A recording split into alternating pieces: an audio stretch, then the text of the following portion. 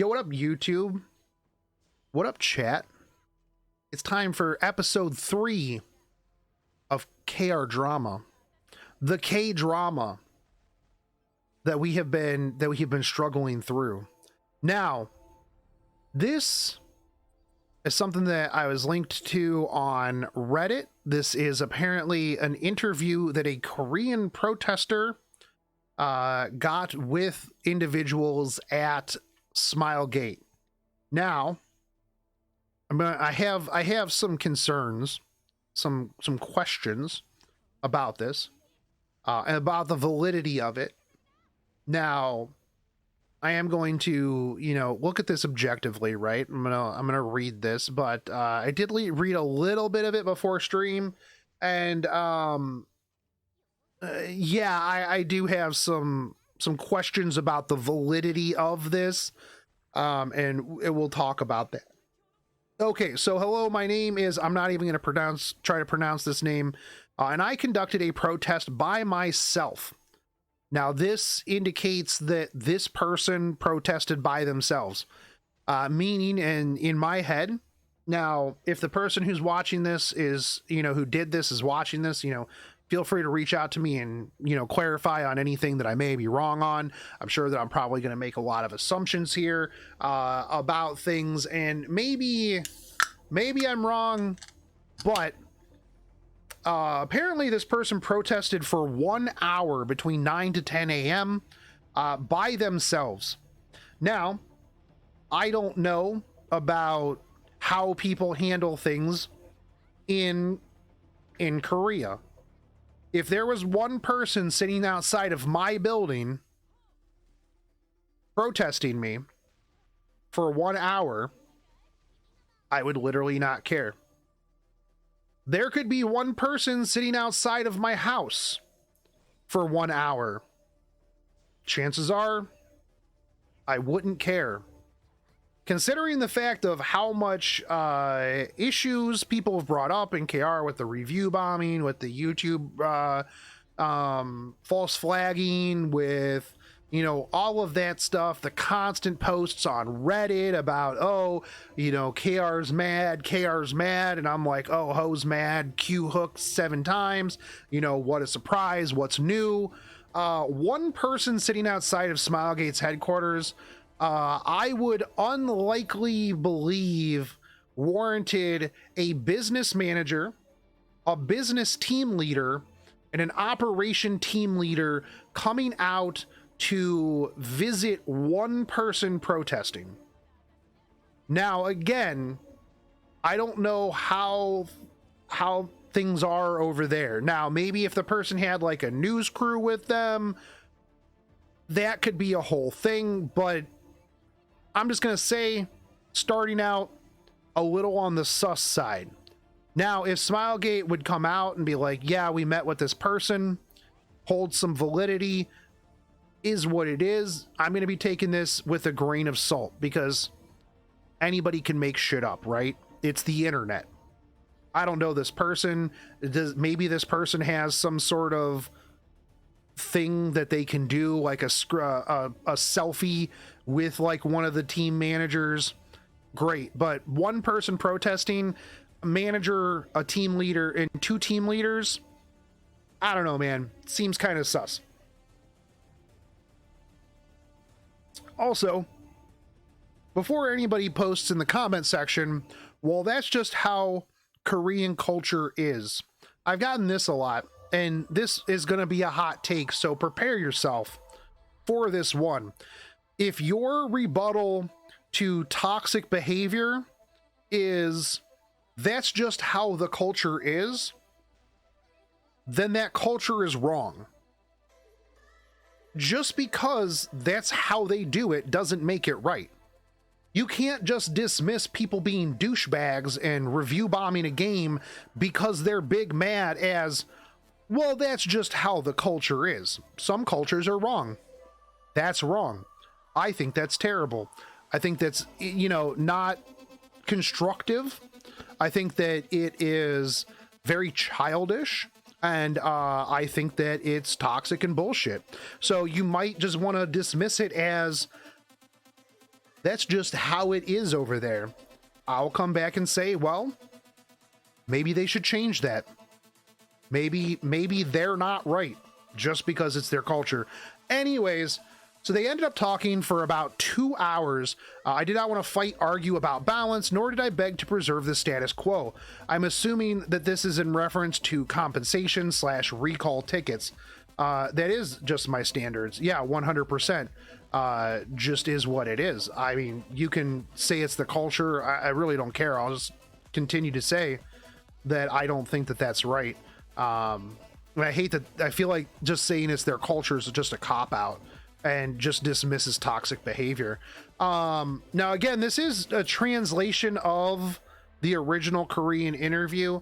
But anyways, I protest in order to establish some form of communication between the company's employees and the user base. Now, I'm going to state I've played a lot of games. I've played a lot of mobile games. Epic 7 does have really solid communication between the company and the user base. The company does not actually owe you really any communication whatsoever. I know that's tough to understand, and you know, a lot of people are like, well, we're paying customers and whatever, it is what it is. But again, a company doesn't really actually have to communicate with you on their decisions with their game. It's good when they do. I love when they do. As a matter of fact, Smilegate's one of the more communicative companies, like I said, of games that I've played. People might take that as, you know, well, we're the customer and the customer is always right. No, that's wrong.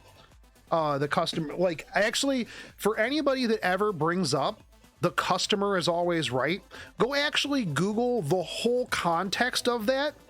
And you'll realize that the way that a lot of people use that saying, they're wrong, because it's the customer is always right in, I forget what it is, but basically saying, like, if the customer wants to do something stupid or wants to like buy something like a hat that makes them look dumb, well, the customer is right. You know, if that's what they want to buy, then that's what they want to buy.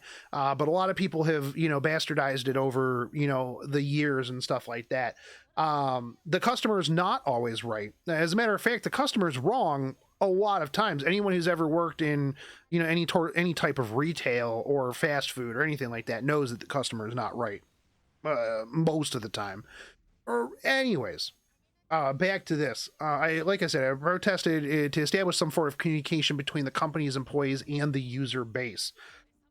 Yeah, like I said, I think that now I have heard that on the KR side, there is a lot of there's a lack of community managers. Now, I will say that, you know what, Mashu is great. Luca is pretty okay. I don't really know Luca that great, and Gregory is new. Not new as in like the previous community manager new, but like new as in NEW. Regardless, I have literally never once thought that the North American community managers had any sway whatsoever over the company at all. I've never thought that a community manager was ever really that much of a conduit from the player base to the devs or the higher ups. The community managers, in my opinion, are given a list of, hey, this is what we're talking about, and that's about it. Now, I might be wrong. I would love it if, you know, if Mashu and the stuff that the community in North America actually has, you know, if that's the case and they do pass it along and it does get considered, that's fantastic. But at no point in any game that I've ever played have I thought that like a community manager has really much say over anything other than just being like, here you go, here's the new patch. Now, at the same time, KR has the dude who does the streams, right? Mr. Navi or whatever. Just because they that guy maybe doesn't have a, doesn't have a presence on Discord, doesn't really do a whole lot, anything like that. It is what it is, man. I do think that there needs to be community managers for North America, because otherwise we would have Korean streams. There needs to be a conduit to different languages, and I think that's what the community managers are. That's why, we get a bit more in the way of communication. That's why JP has their own JP stuff. That's fine. Since we have accomplished this goal, the protest demonstrations will now end. Thank you all. Thank you to all of the people who have supported this. Okay, first off, just one dude. So this was a protest by themselves. Now, again, I don't know how many people were involved in this. Maybe this is just a mistranslation, but again, this guy conducted a protest by himself. So since he has talked to people, his singular person protest / demonstration will end. Fantastic. What was their employees' response to the opinions that the users had? Despite attempts to be as thorough as possible with responses, please understand that the management requested that certain details be omitted, as employees are unable to disclose certain bits of information. Now, I don't really think that this is going to be that much different than literally the multiple posts that they have put out recently. They have communicated quite a bit. Like, I don't know what a lot of people want more than like, hey, we hear your complaints. Here's a big ass thing. Like, you gotta give them some time, man. Anyways, I also ask for some understanding regarding formatting and readability, since I want to get this information out as fast as possible. Same thing for the translation in this. Apologies in advance if there is a lack of cohesion. It's okay. Thank you for translating this. Whoever translated this. There are so many questions that slipped through the cracks during this interview. I understand that there are a lot of questions that users may still have regarding the game that were asked. I apologize for how rushed the process was. Immature process equals rushed process. Okay. I'm very sorry. The following is a significant amount of text. It took up about 14 pages of A4 paper, so please read carefully. Damn, that is a lot of paper. Again, like I said, I don't know the validity of this, who specifically they talked to, how you would even be able to, put out there, yes, man. Yeah, we 100%, talked about this. Anyways, people are still divided about balance. After Hua Young's release, balance has become better than December Conqueror Lilius. One opinion is that current balance favors those that collect all top-ranked heroes. What are your opinions? That's a stupid question. That's a really dumb question. How is that even a question? Of course, current balance favors those that collect all of the top-ranked heroes. What do you mean? Am I like off base here? Obviously, the more top-ranked heroes that you have, the better it is for you. Even just saying that the more units that you collect, it's better for you. Because you have all of the units that when they get balance changed, you would be in a better spot. I don't understand this question. Anyways, we understand that balance is important for all players. We recognize that Angel of Light Angelica is an issue. He didn't even mention Angelica in this. Since then, due to released heroes, her power levels are overall going down. I agree with that. Data also shows the 7 great disasters are approaching a balanced state. We predict that the balance will be achieved with more time. First off, I don't know that Smilegate would call them the 7 great disasters. Maybe this is their own opinion, like their own stuff right here.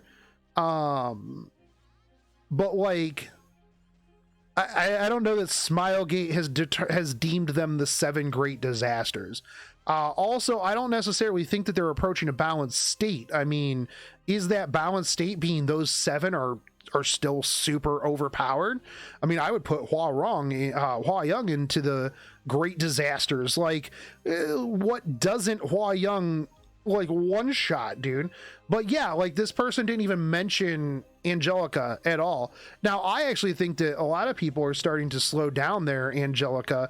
Well, the guy did say the translation is wonky and apologize. That's fair, true.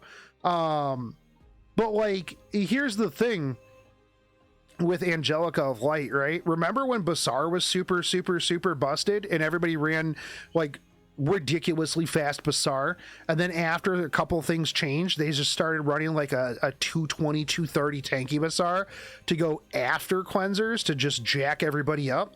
That's what you're seeing with Angelica of Light now. Angelica of Light's not usually, it doesn't seem to be an opener anymore. Hua Young is a bigger disaster than any of the 7 IMO. I mean, is what it is. Yeah, it's true.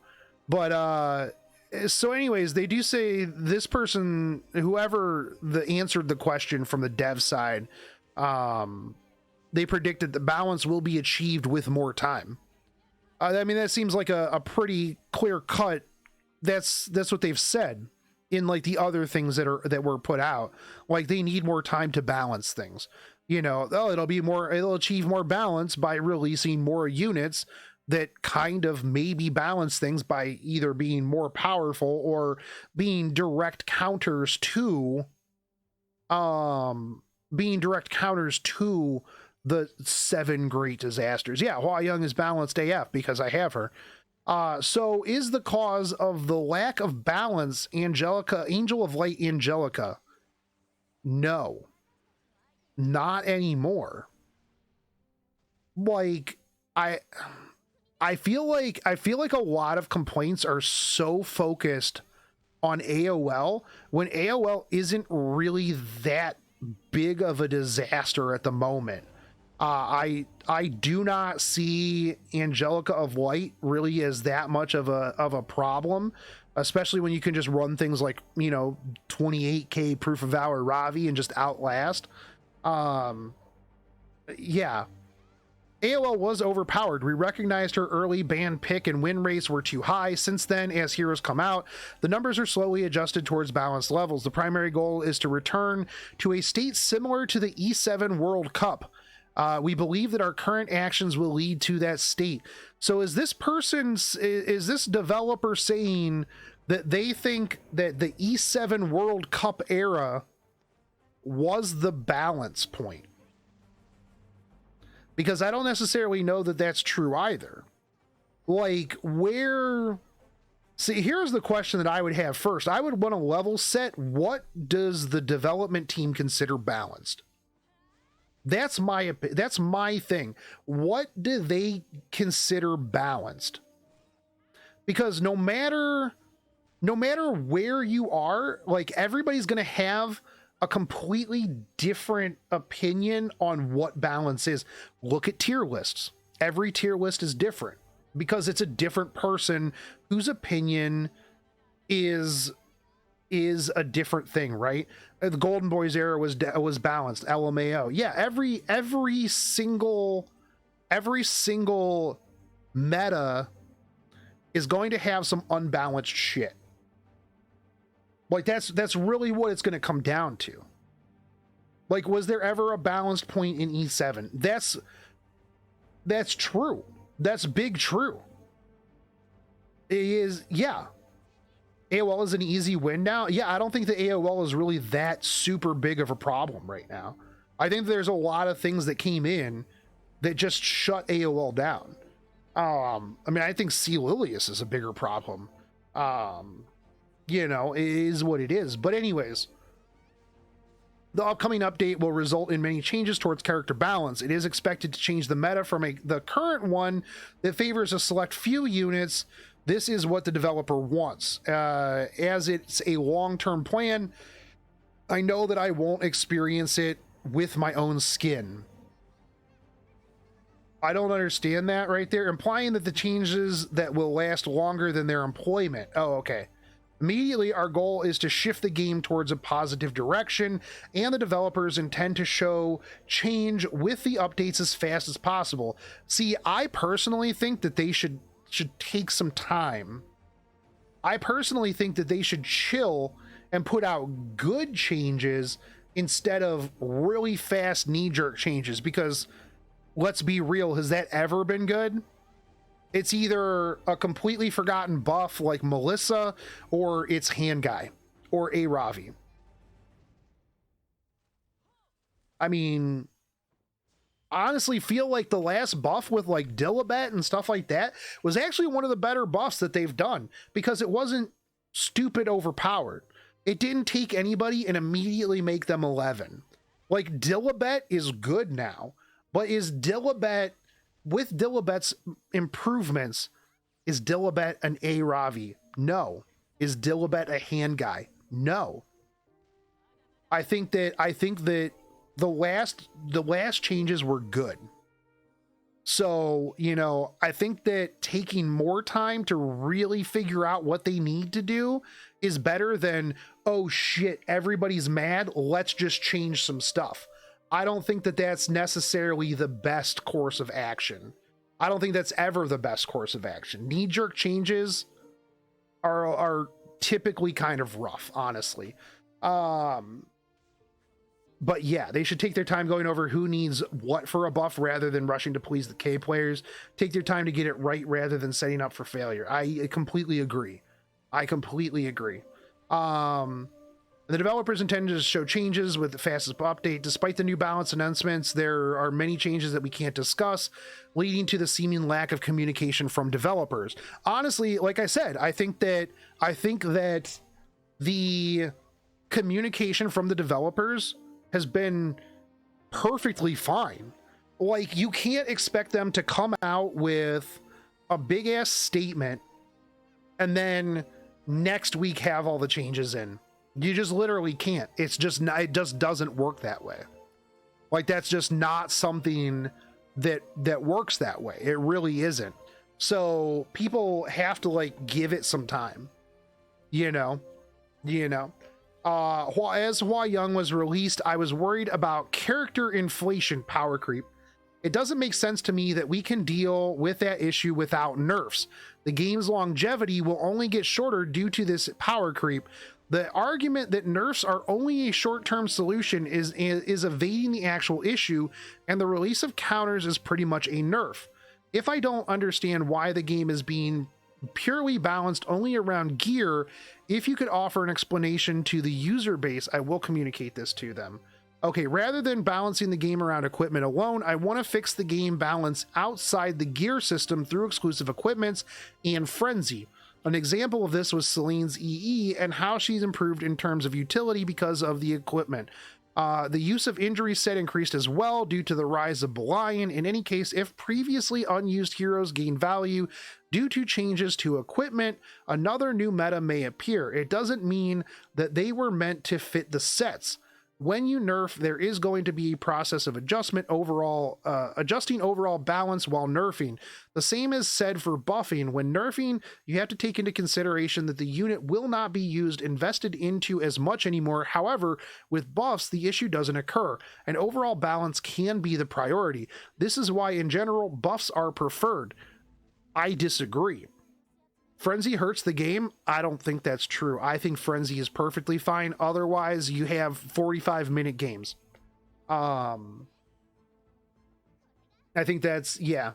I think that there is already nerfs in the game when new heroes are released. It nerfs older heroes. Sometimes you want to nerf heroes even more. Well, here's the thing is, I mean, yeah, power creep is an indirect nerf, right? Yeah, 100%. I completely agree that power creep is an indirect nerf. Especially like take Tywin, Blue Tywin, and Flan. Flan is a better Tywin. There's literally no reason to use Blue Tywin because Flan exists. If you have Flan, obviously. But you wouldn't invest in Tywin even if you really didn't have Flan, because maybe in the future you'll get Flan. Tywin is just not as good as Flan.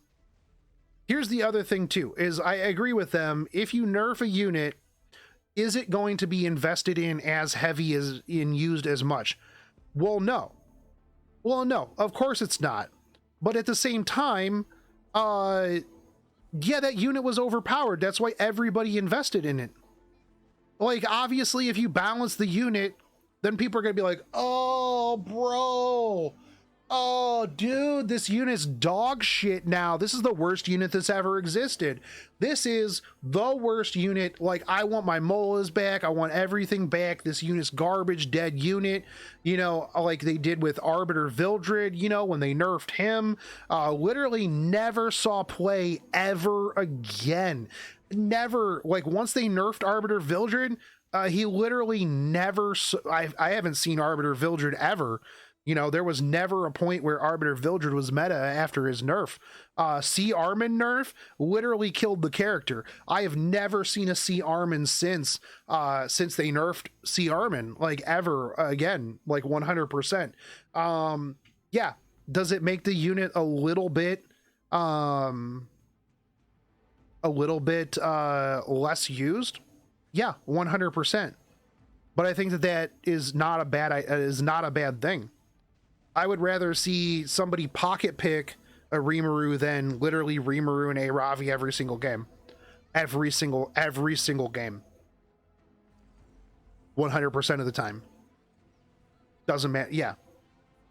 Not only that, but like, this person is worried about power creep with Hua Young. This is something that I've seen brought up like in a couple of threads too, that Hua Young needs nerfed. Hua Young needs nerfed. Blah blah blah. Wait, what do they nerf about Arby? He used to have attack buff when he came back from dead. Sage Ball was the same after nerfs until they gave him slight buffs. Well, I mean, you didn't really see much Sage Ball, and the reason why you didn't see Sage Ball was because of FCC, not because of his nerfs. It was because of FCC.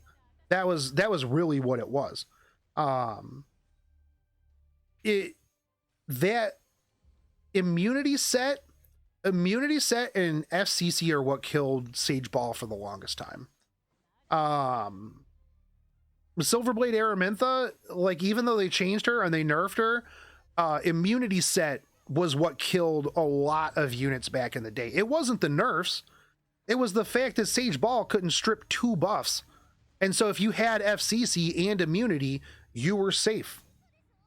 You were safe, and it nerfed him indirectly. So that was what really killed him back in the day. But yeah, I agree. You can't really balance through equipment. Like, you can't balance around equipment. Like, that's super hard to do because everybody's going to have different equipment. My equipment is better than a lot of people's. Like, if you balance around just God gear equipment, like, how do you balance that? Like, that's going to be super, super hard to balance. Because yeah, some people's gear sucks. Some people get God gear. You know, I mean, there's people whose gear makes my gear look like garbage. You know, there's people rocking, 75 plus equipment's gear score on like all their units. You know, it is what it is. So I actually don't think that nerfing units is a short-term solution. I think that if a unit is put out and a unit is too strong, then toning it back down to be in par. Literally, if your unit is a 100% must pick in every RTA match, regardless of the style, I mean, people are picking a Ravi with cleave because a Ravi is so strong. You tone it down. If a unit can fit into every match, then maybe that unit needs to be looked at. Maybe that unit isn't rock, paper, scissor. That unit is just gun. Oh, you got rock, paper, and scissor? I got gun. I win. You know, also Aravi, but Aravi is balanced because I have Aravi. Aravi does not need any nerfs. As a matter of fact, I think Aravi needs buffs. Honestly. Yeah, personally, in my opinion. But I think that's like I understand that buffs are better than nerfs in their opinion, because if you buff a unit, but here's the thing too, look at hand guy. Look at hand guy. Hand guy buff nerfed every other cleanser. Seaside Aravi, let's go, baby. Buffing hand guy nerfs every other cleanser. Buffing a unit indirectly nerfs every other unit that does this, a similar thing to what that unit does. It literally is. Now, I agree that buffs are better than nerfs, because yeah, is it gonna feel bad if your favorite unit that you play all the time gets a nerf? Yeah, 100%. Yeah, it's gonna feel bad, like without a doubt. But is it better overall and more healthy for everybody in general? Like it's a fine line, because here's the other thing too though. Are you going to trust the team that buffed hand guy and Aravi with nerfs? Are you going to trust them with nerfs? Because just sometimes, man, sometimes their buffs don't hit the, they don't hit it. Melissa buffs, for example. The Melissa buffs, how many times have they tried to buff Melissa? I'm just saying, still forgotten. Sometimes, though, they go, oh, hey, Ravi, let's dial this up to 11. So the nerfs could either be, you know what, this nerf isn't that bad. We took away attack buff on Arbiter Vildred's S3. Not that big of a deal. Or they could go, this unit is literally the worst unit that has ever existed. This unit is gutted. This unit is garbage. This unit will never... This unit makes Fire Haste look like S tier. There's only two options when it comes to Smilegate balance, in my opinion. It's either they crank it up to 12 and bypass 11, or they just mute it. That's just is what it is. So it's rough, because I don't think that they spend enough time with it, and I don't think that they have good balanced people. I don't think that they can look at things holistically. I don't think that they critically think about a lot of things and go, well, if we buff this and then they use this artifact, that's stupid. That's stupid. I don't think that they run through a lot of tests with their changes. I don't think that, that they do a lot of stuff. I think their balance team is not that great. If you're listening to this Smilegate balance team, hey, reach out. I can guarantee that I can find people to help you fix your game, because, you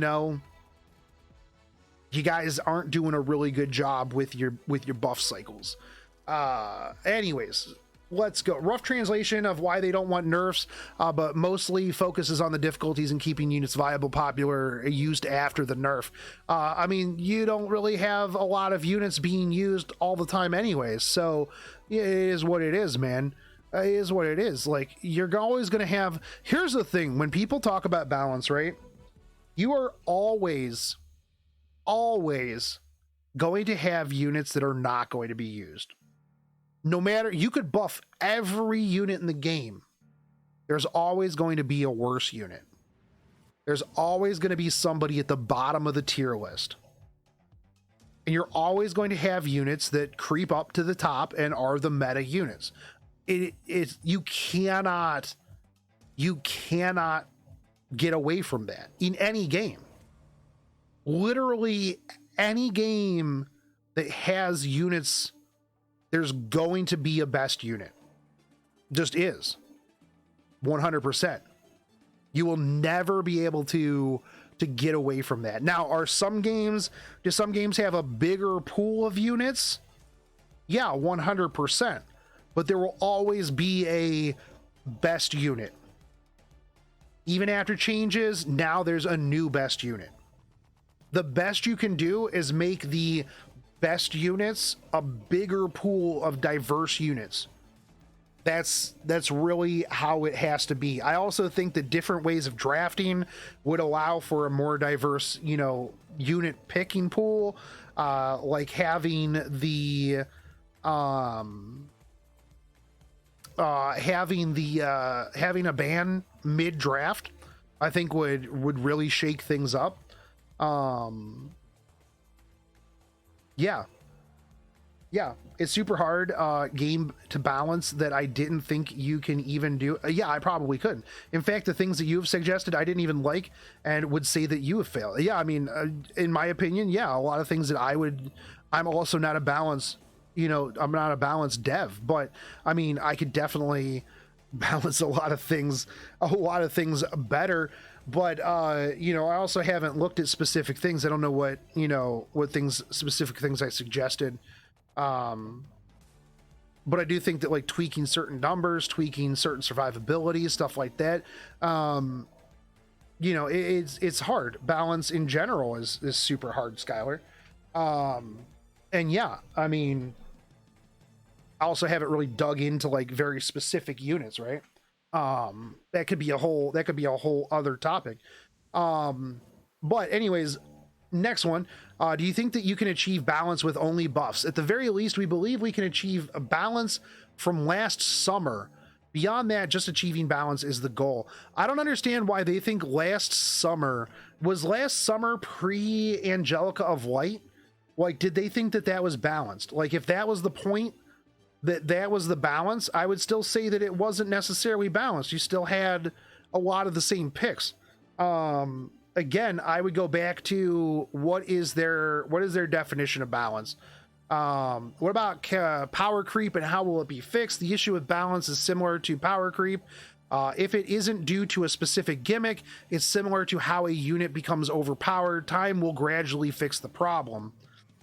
I don't know about that. Time won't gradually fix the problem because you'll just power creep that unit out of the meta. That's a cop-out answer. Time will fix the problem if a unit becomes overpowered.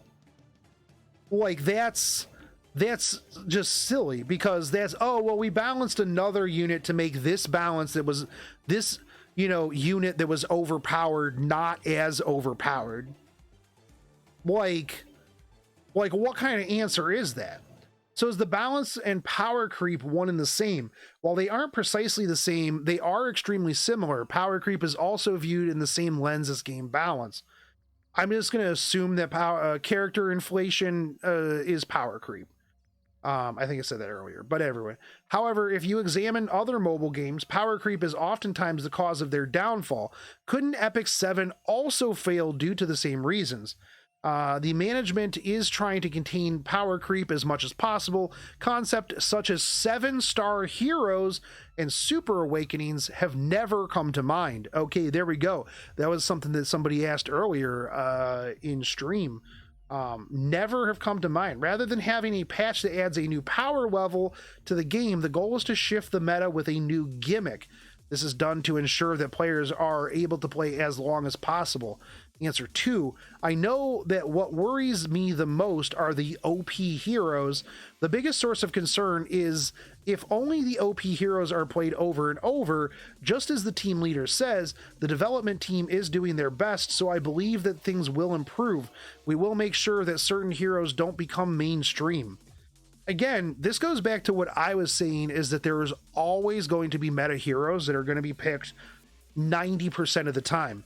Now, are there going to be pocket picks? Yeah, 100%. I think that the stacking bans is going to be able to help this a little bit. I think maybe the double bans on Champion Plus will help this out a little bit, but there's always going to be OP heroes. 100%. There's always going to be OP mainstream heroes. Without a doubt. There's nothing that they can do about that. Again, I mean, there has to be power creep at some point, or like rotational power creep of older units. I personally think that they need to slow down on releasing new units, but they're not going to. The thing is, this game nor any other game can truly be balanced, and there needs to be power creep. Otherwise, the meta gets stale. Smailgate won't be able to make any money. Yeah, I completely agree. I personally think that they need to slow down on how many units they put out, because again, they're putting out a new unit like every 2 weeks. You're constantly having to power creep. There's 300 plus units now?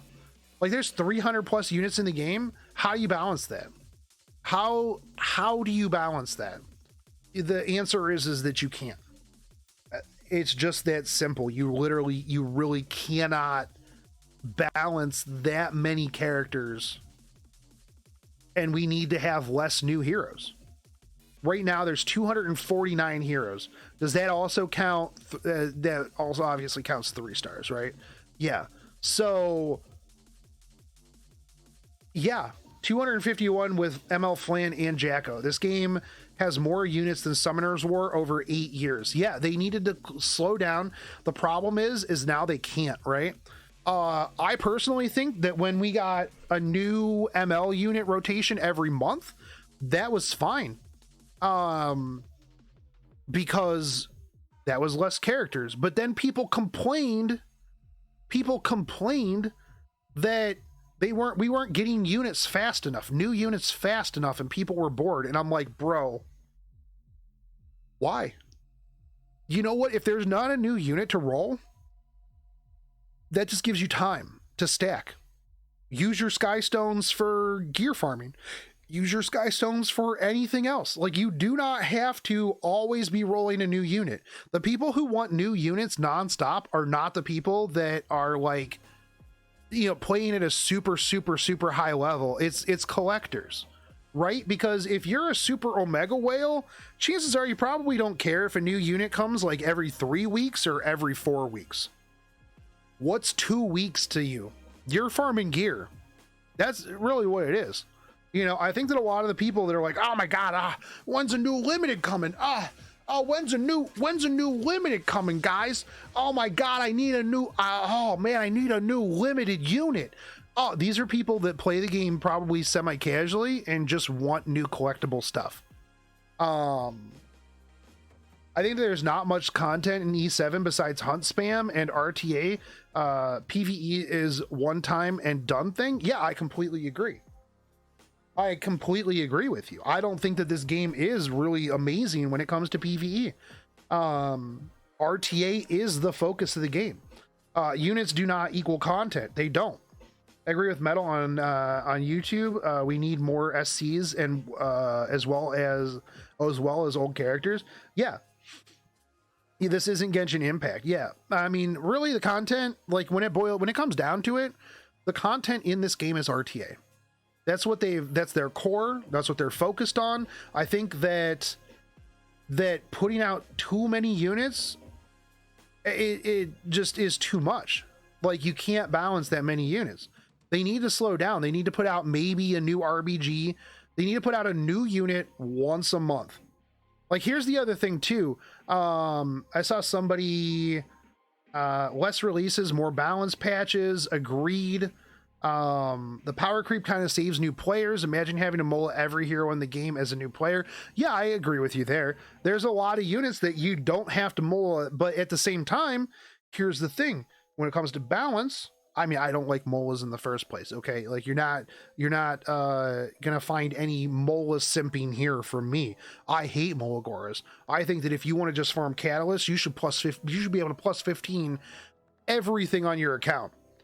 I got a lot of criticism back in the day about this because, you know, I was like, bro, I want to plus 15 everything on my account. I want to be a completionist. People be like, oh, but if you have Molagoras, then it makes you have to choose, you know, what to mola. And even Smilegate was like, we want you to like feel a connection with the character that you Molagora. And I'm like, that's stupid. That's stupid.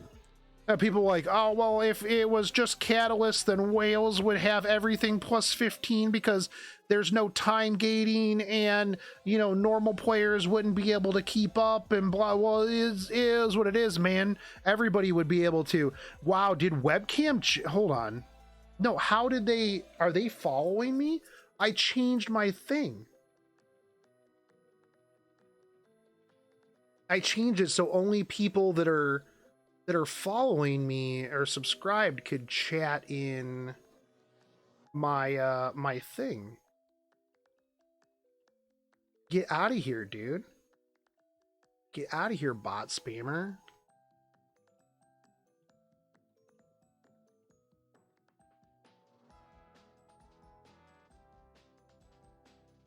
They must have subscribed to my channel. That's wild, dude. Hot girls, I need to click on this. Yeah. I just hide them from the channel, but they'll just come back with like another one. It's super annoying. I wish you could just can I just ban specific? I'll have to figure something out. But anyways, back to this. They ask for more units to pull and at the same time keep asking for more ways to get Molagoras. Yeah, 100%. Like if you could just if they just slowed down, Molagoras wouldn't be as much of a problem because you wouldn't have as many new units and you could rerun stuff instead of having like triple, quadruple banners and like having to put out a specific like, you know, oh, here's your triple customized limited banner. Like you could actually rerun stuff. Like and have chill weeks. You know, one of the things I liked in FGO was there were times where I was just like, you know what, this is chill. I don't have to roll for anything. There's nothing that I'm worried about right this second.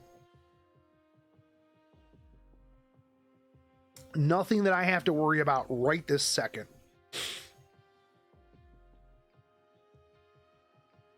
But let's see. Yeah, so they're gonna try to make sure that things aren't whatever. I don't think that's gonna work out. I don't think that did I say like FGO? Yeah, there's times where if I had the unit, I didn't have to roll on that banner. And there was like literally nothing that I had to like do for like a month.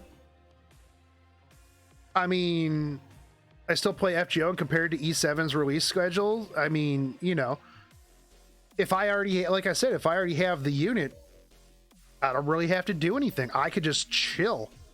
I can just chill. But like, it feels like in Epic 7, you're either rolling on a new ML or you're rolling on a new RBG. So we're going to get ML Flan. We just got Hua-Young. We're going to get ML Flan. And then we're going to get Guilty Gear new unit. Like, we're constantly rolling on units. And like, you have like, if it's power creep, which let's be real, Jacko's going to be power creep because otherwise they're not going to sell a collab unit. If it's not OP, you have to roll on it. You have to roll on it. ML Flan, you can kind of skip. I'll be honest. I think her kit, it's interesting. She's hot. I'll probably still roll on her just because she's hot, but I don't think that you have to. She's a weird unit. But yeah, between pulling units and farming gear non-stop, dude. I'll bet my right nut Jacko won't be power creep. All right, man. I hope you're ready to go to the doctor. I hope you're ready to go to the doctor. With Hua-Young's release, there's an opinion that many units are much weaker, such as Little Queen Charlotte, Dark Corvus, and even Remnant Violet. Will this mean future releases continue to get stronger? This guy seems to be asking the same question over and over and over again. Also, why are you comparing Hua-Young with Dark Corvus or Remnant Violet? Like, why are you comparing these like units that do completely different things to a unit that just got released? Yeah, also, no, Speed Pen Rylet is not weak. Like, Speed Pen Rylet just one-shot stuff. Hua-Young's one-shot stuff. Little Queen Charlotte, one-shot stuff. Dark Corvus, one-shot stuff after a little while. Like, how is Rylet weaker? Because, yeah, he's not. See, here's the thing is, a lot of people think in absolutes. This unit does one thing similar to this other unit. That means that this unit is the only unit that exists now. Like, apparently KR really thinks that Hua Young is just way too strong. Like, I've literally seen people talk about how the KR players want her nerfed. She's too strong. She kills A Ravis and Rimarus, and they just don't like it. LQC is a disgusting threat against any dark. It is what it is, man. Global thinks the same. Well, they all suck. Hua Young is perfectly fine. One of the most fun units I've had in a long time. Oh darn, it kills your overpowered, brain dead Unga Boonga units that you've been using forever. Okay. Whatever. Rather than thinking along that line, I believe that counters for gimmicks should exist. Rather than comparing the direct power level of heroes, you should ask what gimmick should a unit have in order to counter a character, and how much should it have in order to avoid changing balance. The character is released and the balance is adjusted through that process. See, I completely agree here. I honestly think I actually one-shot Rem. Yeah, I did too. It was one of the most satisfying things. Like, even through miss. Yeah, F them, dude. And she's super hot, and her animations are really good. Oh darn. Oh, here's what's really the problem with Hua Young, is that a lot of people can get her because she's an RBG on a regular banner. And people who have Rimaru and A Ravi are mad that a non-limited fire warrior can kill their special shiny limited and ML 5-star character. Let's be real. That's the problem. That's why people dislike Hua Young. 100%. It's not that she's overpowered. It's not that her kit's too stacked. It's because Rimaru A Ravi first pickers are mad that Hua Young can one-shot their OP units. That's 100% the reason. Without a doubt. There's not a doubt in my mind that is the reason why people want her nerfed. Without a doubt. It's the same reason people hated Carrot. It's the same reason people hated Specialty Change Carrot. Because everybody had her. So because every person had the availability to get Specialty Change Carrot. Because you were no longer special just because you had said unit. Said ML 5-star unit. And that's why a lot of people were mad about that. Also because SC Carrot was just ridiculous. So having that available to the masses, the plebeians, was insulting. Was insulting to those at the top. But I like Hua Young because she's the first warrior in a while to not have HP defense scaling. Yeah, you're really going for the throat here. Well, it's true. It is 100% true. That's why people think that Hua Young is OP, because it's killing their fancy special units. But yeah, I agree. And I think that more people need to think this way rather than thinking, oh, hey, this unit does the one thing that this other unit does. Okay, yeah, Hua Young has 30% damage reduction from crits like LQC. However, LQC extends that to everybody else on the team. Hua Young doesn't. LQC has the splash. LQC has CR push. LQC has immunity on her S1. She does so many different things than Hua Young. Why are you comparing them? Because they're a warrior that does a lot of damage on their S3? That's the only thing that they have in common. That's it. The only thing that they have in common. Are LQC... Hua Young and Dark Corvus? First off, Who uses Dark Corvus anywhere besides Guild Wars? And even Dark Corvus doesn't even really see a lot of love in Guild Wars anymore, right? Dark Corvus is nothing like Hua Young at all. Do I think Dark Corvus needs a buff? Maybe a little bit. I would love to play Dark Corvus in RTA. Yeah, I fucking love Dark Corvus. I absolutely love Dark Corvus, dude. Whenever I see a streamer pick a dark unit, it's always, damn, LQC's coming 100%. Because LQC becomes a must ban. Because, you know, unless that A Ravi is 30k HP on proof, it's dead. Yeah. It's dead. No matter what it is, it doesn't matter. That thing's fucking dead. The same with Hua Young, right? Yeah. People are also pissed because she's easy to gear. Yeah, that too. Yeah. Also, I was going to point out, if I ever see any of you put pen set on Hua Young, I'm gonna shame you. I'm gonna shame you. I see so many people on Facebook that are like, bro, I'm putting pen set on my Hua Young. 115% defense pen on my S3, dude. Is so good. It's gonna be crazy, dude. Extra damage. And I'm like, come on, man. Come on, man. So recalls aren't the reason why nerfs are being avoided? Absolutely not. I've never thought of it that way. Recalls have been offered in the past due to obvious issues with certain heroes. However, the balance of the game is changing, and nerfing adjusting one hero will not change anything. I'm talking about the 7 deadly sins, 7 great disasters. Again, I don't think that they call it that. If we nerf anything, the player base will want one of these heroes. This would result in more nerfs, and we end up biting our own tail. If people think that this solution can be fixed only through a recall, the management definitely doesn't think so. So we are looking for an overall healthier solution. I like it. I like that.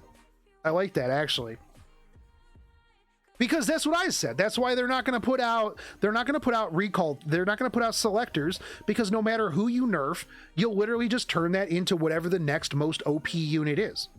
That's just how it's going to, that's just going to be how it is. Like, that's why they need to allow you to recall your molas and your dogs and your XP and your whatever, but do not put out a selection ticket. No, don't do it. Plus, recalls will lead to a gap between players getting worse. I don't think that that's necessarily true, because I think whales already have everybody. I don't think, like, here's one of the things I've always seen. Whales will be super mad if they don't get a recall. Bro, whales already have every unit. Whales don't care. Whales do not really care. Yeah. Who would I even pick? Maybe Closer Charles, maybe Celine, but I really wouldn't gear him because I don't have him in the first place, and I've never at any point thought that, oh my god, I ain't got Closer Charles? Fuck, I can't do anything. In what sense will the player gap get worse? The gap in terms of hero ownership would further deepen and would shorten the lifespan of the game, and the most important reason seems to be what the management said previously. Management thinks there are several solutions for the current issues regarding obtaining heroes. There are many options with the current meta is focused on Moonlight heroes. In order to fix that, we're going to lower the difficulty of obtaining Moonlight heroes. Group summons will alleviate the issues with Covenant heroes. I don't know about that. Barriers to entry in terms of PvP will be lowered. We are moving in a better direction so that more people can acquire heroes and play more. Now, I do like this. Like, I honestly do think that this game is not hero focused. It is, but I don't think that it's that bad, because it's all about gear. Like, that's really where it's at. Like, I think that people having more units is perfectly fine. I don't care if everybody has every unit. I think the gear is really what matters. Like, I've always said that. Like, your account's power level is not really your units, because, I mean, look at Rhyme. number 2 Hall of Fame, I think Rhyme got, doesn't have hand guy, doesn't have like 1 or 2 other like hard meta units, but their gear is so disgustingly good. So disgustingly good that it doesn't matter that they don't have hand guy, don't have whatever else. It's all geared to a certain point.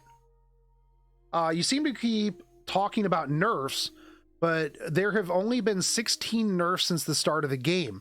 There hasn't been a nerf ever since the start of RTA. Is there any data evidence that nerfs would have a negative impact? Have there not been any nerfs? I mean, there's people that say Judge Kisei's buff was a nerf, that ML Ken's buff was a nerf. Nerfs will only harm the users. We want to avoid damaging heroes' performance and the user's trust. In the scenario where the meta won't be fixed otherwise, we will definitely nerf heroes because management has solutions that we've been working towards.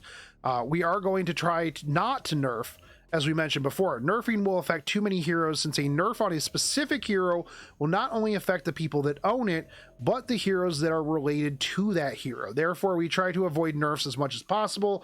We will contact the developers with all the comments that you have given us, and we'll discuss them together. It's difficult to give full answers in this interview. Yeah. This season, Hua Young was released just before the closing of the RTA season. She's become a meta-defining hero, and rumor has it that a legend player was demoted to Emperor. What? Because Hua Young came out, a legend player was demoted to Emperor? You know what that sounds like? Get good, scrub. That sounds like get good, scrub. Oh my god, dude.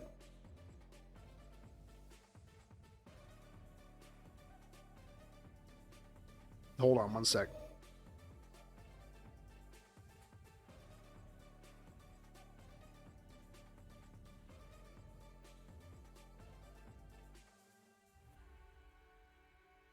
I don't have a way of banning specific things.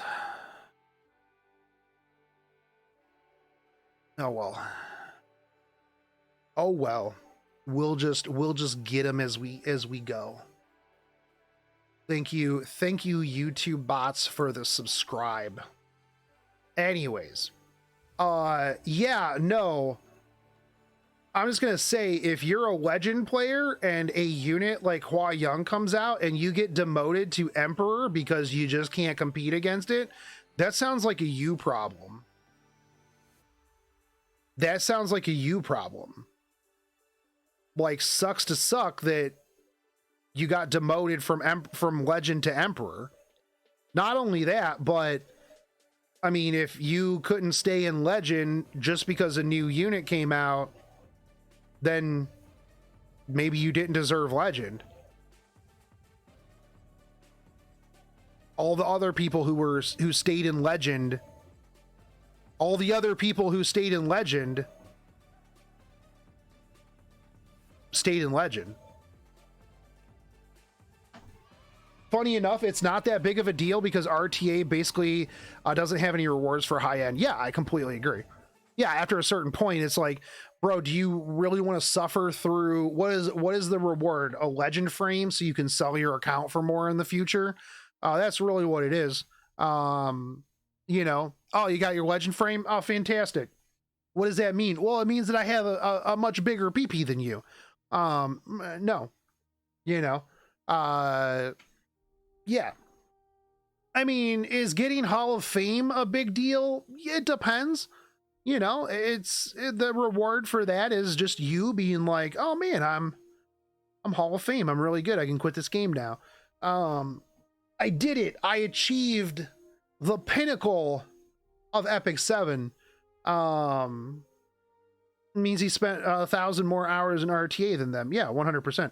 I think they were talking about Hua Young being released right before the end of the season, so they didn't get enough time to adjust. No, I completely agree. But also at the same time, Pooty thing. I feel like if you're a legend player that can't adjust, and you get dumped down to Emperor because of a new unit, then I mean everybody else who was legend adjusted just fine. You know, maybe you just didn't deserve it. You know, not only that, but I'll be real, the last day is so garbage, man.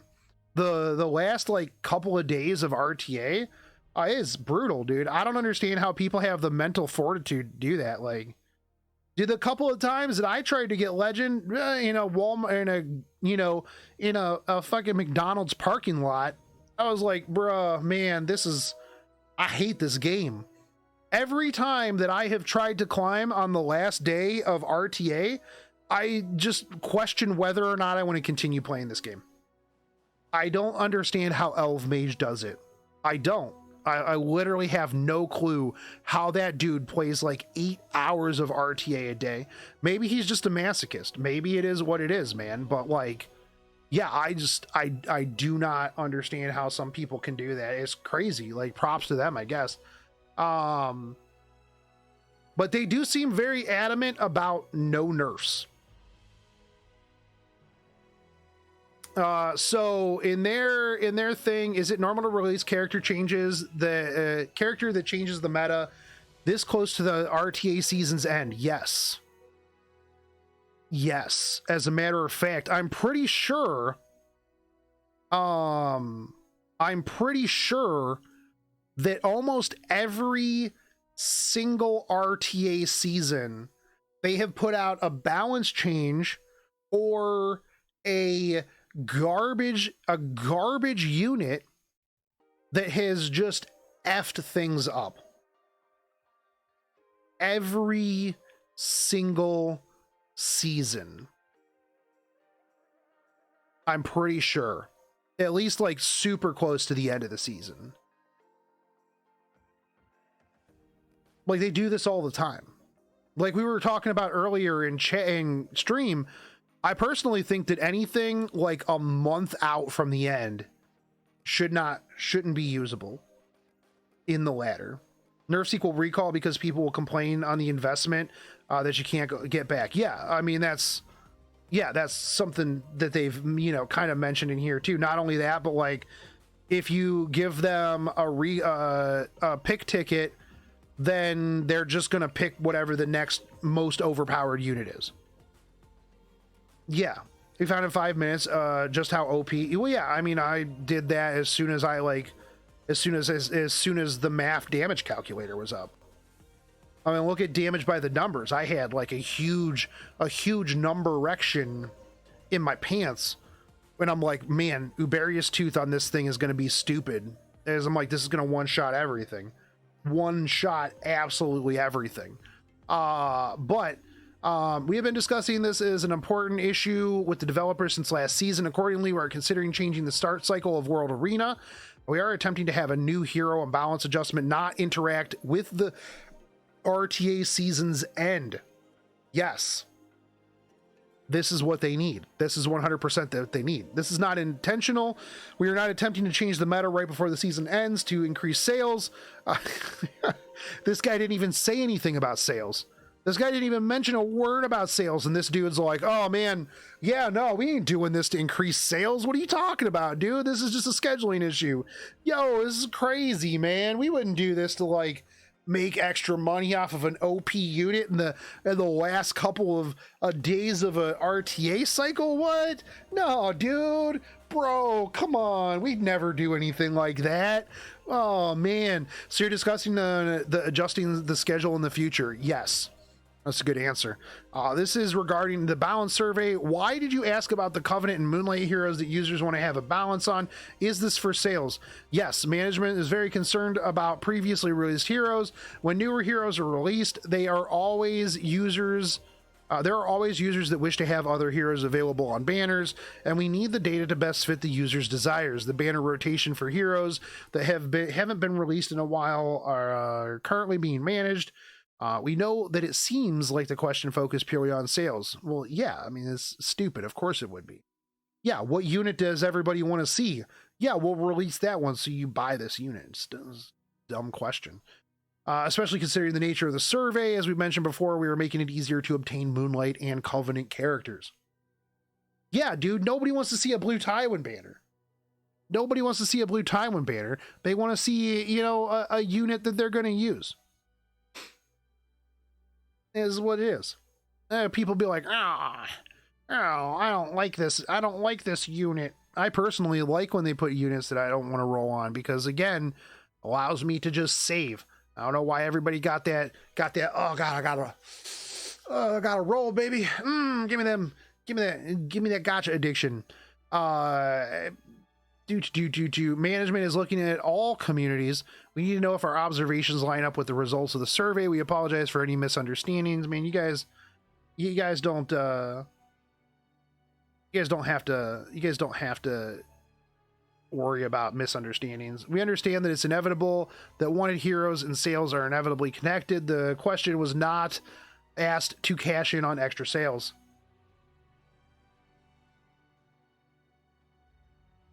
Rerun Blue Tywin every week for 3 years. Yes.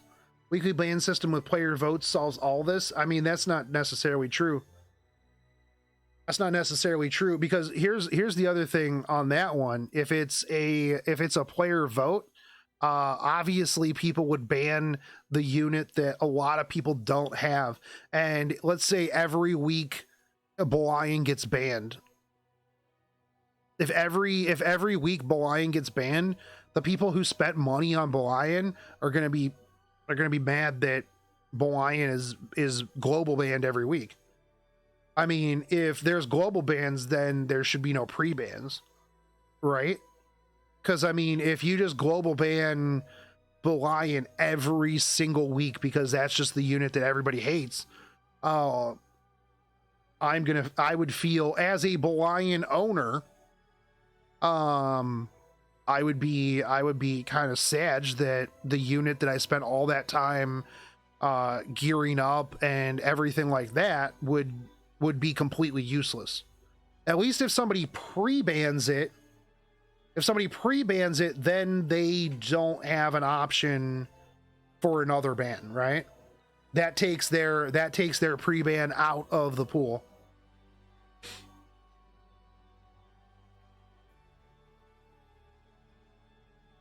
In Counterside, they resolved that by giving the previously banned hero no ban on the next week. Oh, I guess I could see that, but yeah, I think that overall, I don't know how that would work. I like global bans. F Belian, just have a monthly community vote on it. 5 random 5-star units to global ban. I don't know. I mean, it would be interesting to see. How that would affect things. I mean, I wouldn't be against it, honestly. I would like to see it tried out. Princess Jaeger, thank you for the Prime sub, homie. But we asked, why ask about the 3 units that need buffed? That seems like a dumb question. That seems like a really, really dumb question. Of course, why would they ask? It's the same intention as the previous question. It doesn't matter how many heroes were included. We had an open format at the end of each category. It was not intended to be abused, and it would be rectified in the next... Okay. I mean, I don't understand the answer or the question here. Why not ask about the 3 units that need buffed? It seems like a pretty good... pretty clear-cut answer on why you would ask the 3 units that each person would need buffed. These are my opinions on who I think should need to be buffed. Where can you see this doc? Here, I'll link it up in chat.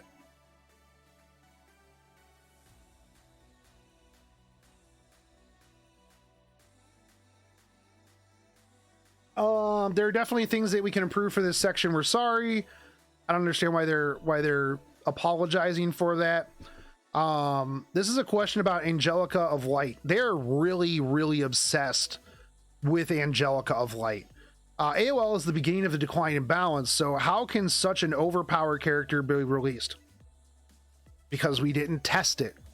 All we can say is that we're extremely sorry. We're sorry She was not meant to be overpowered. We instead put our emphasis on the visual design and focus on the design that users would like. How is that an answer? I mean, her kit is disgustingly overpowered. Yeah, these guys are really obsessed with Angelica of Light. I'll be straight up. While players could obtain Moonlight 4 stars from only free currency, we know that the majority of players spend money. We understood that there was no ML4 pity, so we designed the character's strength around that. If she was underpowered, we thought players would be disappointed, so we attempted a quick adjustment. This led to many issues, and we understand why these issues occurred.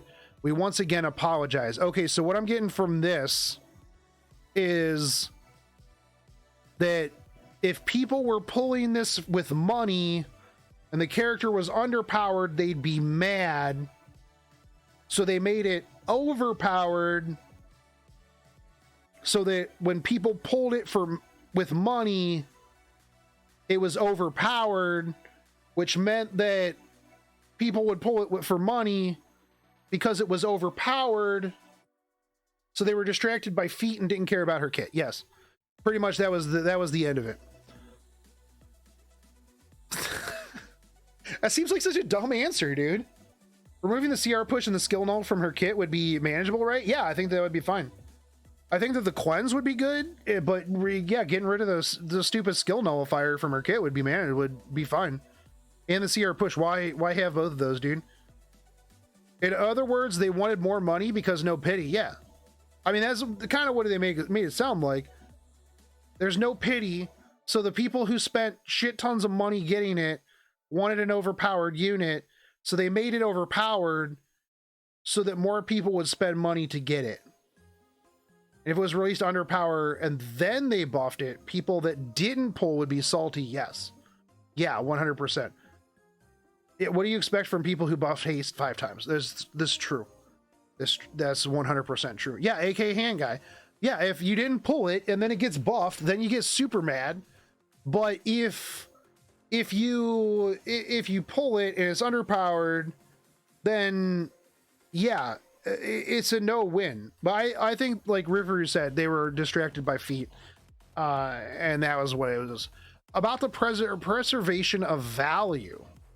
Man, this guy is right. This was super long. We've been recording for over an hour. To be fair, I do talk a lot about random stuff, but in the notice you mentioned that it's important for a hero to retain their value. I wanted to know the management's reasoning behind this statement. That seems like a pretty straightforward. This guy's asking a lot of really dumb questions. This guy's asking a lot of dumb repetitive questions, I'll be completely honest. This is an ideal that we've had since launch. We believe it's important for users heroes to have more value the more they're invested into, with cascading returns. The hero's value should be valued highly and should retain their value with investment.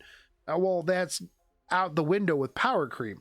As Epic 7 recognizes, investing into a hero is a huge deal as it requires many resources. It is also difficult to start playing the game compared to other games. I completely disagree. And it is well known that it is difficult to improve at the game. I completely disagree there as well. By the time the players are able to actually play the game, reference to RTA, the meta generally shifts such that players' first invested their resources, leading to many older heroes that were invested into becoming unusable. I honestly think that the game is pretty easy to pick up. They have made this game so newbie friendly. Like, this person, like these people, like I said earlier today, man, like people don't realize how bad it was year one. Like the people who are picking this stuff up and have only played for like a year, they don't know how bad this game was year one. Like there's no way. Like it is so nice. Adventurer's Path, like the free spins, like 10 free summons. Yeah, you couldn't craft rings or necks. You had to walk uphill both ways in the snow to get to Wyvern 11. Did I mention we didn't have Wyvern 13? Bro, get out of here, dude. Get out of here. Yeah, you get free godly gear all the time. Does it roll godly? No, but it's enough to do Wyvern 13 in like 2 weeks, dude. No pity for banners, bro. Like, people who don't think that this game is newbie friendly, yeah, no pets, no auto repeat. Yeah, I quit this game in 2 weeks, early 2019. Yeah, 100%. Yeah, 100%, dude. Yeah, no auto system. Like, nobody ever talks about this. Nobody ever talks about stuff like this. And it annoys me to no end, because it's always negative, negative, negative. Game bad, game bad. I hate game bad. I can't be a legend RTA player. I can't be a legend RTA player in 3 weeks into the game. 1-star game. Like, dude, come on, man. Come on, man. Nobody ever talks about how far this game has come. They only focus on the negatives. And it annoys me to no end whatsoever. It's just so frustrating. It's so frustrating. First off, let us elaborate on this idea. Clearly, it's difficult to fully invest into heroes. The core of the issue revolves around Mologoras. I hate Mologoras. Our current aim is to improve the rate that users can acquire more Mologoras. Just get rid of them. We are also developing ideas for a way to invest into units faster to determine the strength of new units on release. The results of these goals will become more apparent in the near future. Running out of growth goods, growth materials, leads to issues. We are also planning on a way to test heroes without spending resources immediately. This is kind of interesting. I actually kind of like where they're going with this. They can't talk about it though, due to privacy issues. Understandable. The number of heroes has clearly increased, and the number of heroes to test have also increased. However, we did not develop an appropriate plan to also release enough growth materials to build them all. It is our aim to accomplish this, but the upcoming patch does not lead to 100% satisfaction. But if it doesn't, we will attempt to do it more. I mean, there's a lot of ways to test units at like plus 15 to see like what kind of numbers they put out, stuff like that, without actually having to be plus 15. Just is I mean, you math damage calculator, dude. But I do kind of like the idea that you can test it out without spending your resources immediately.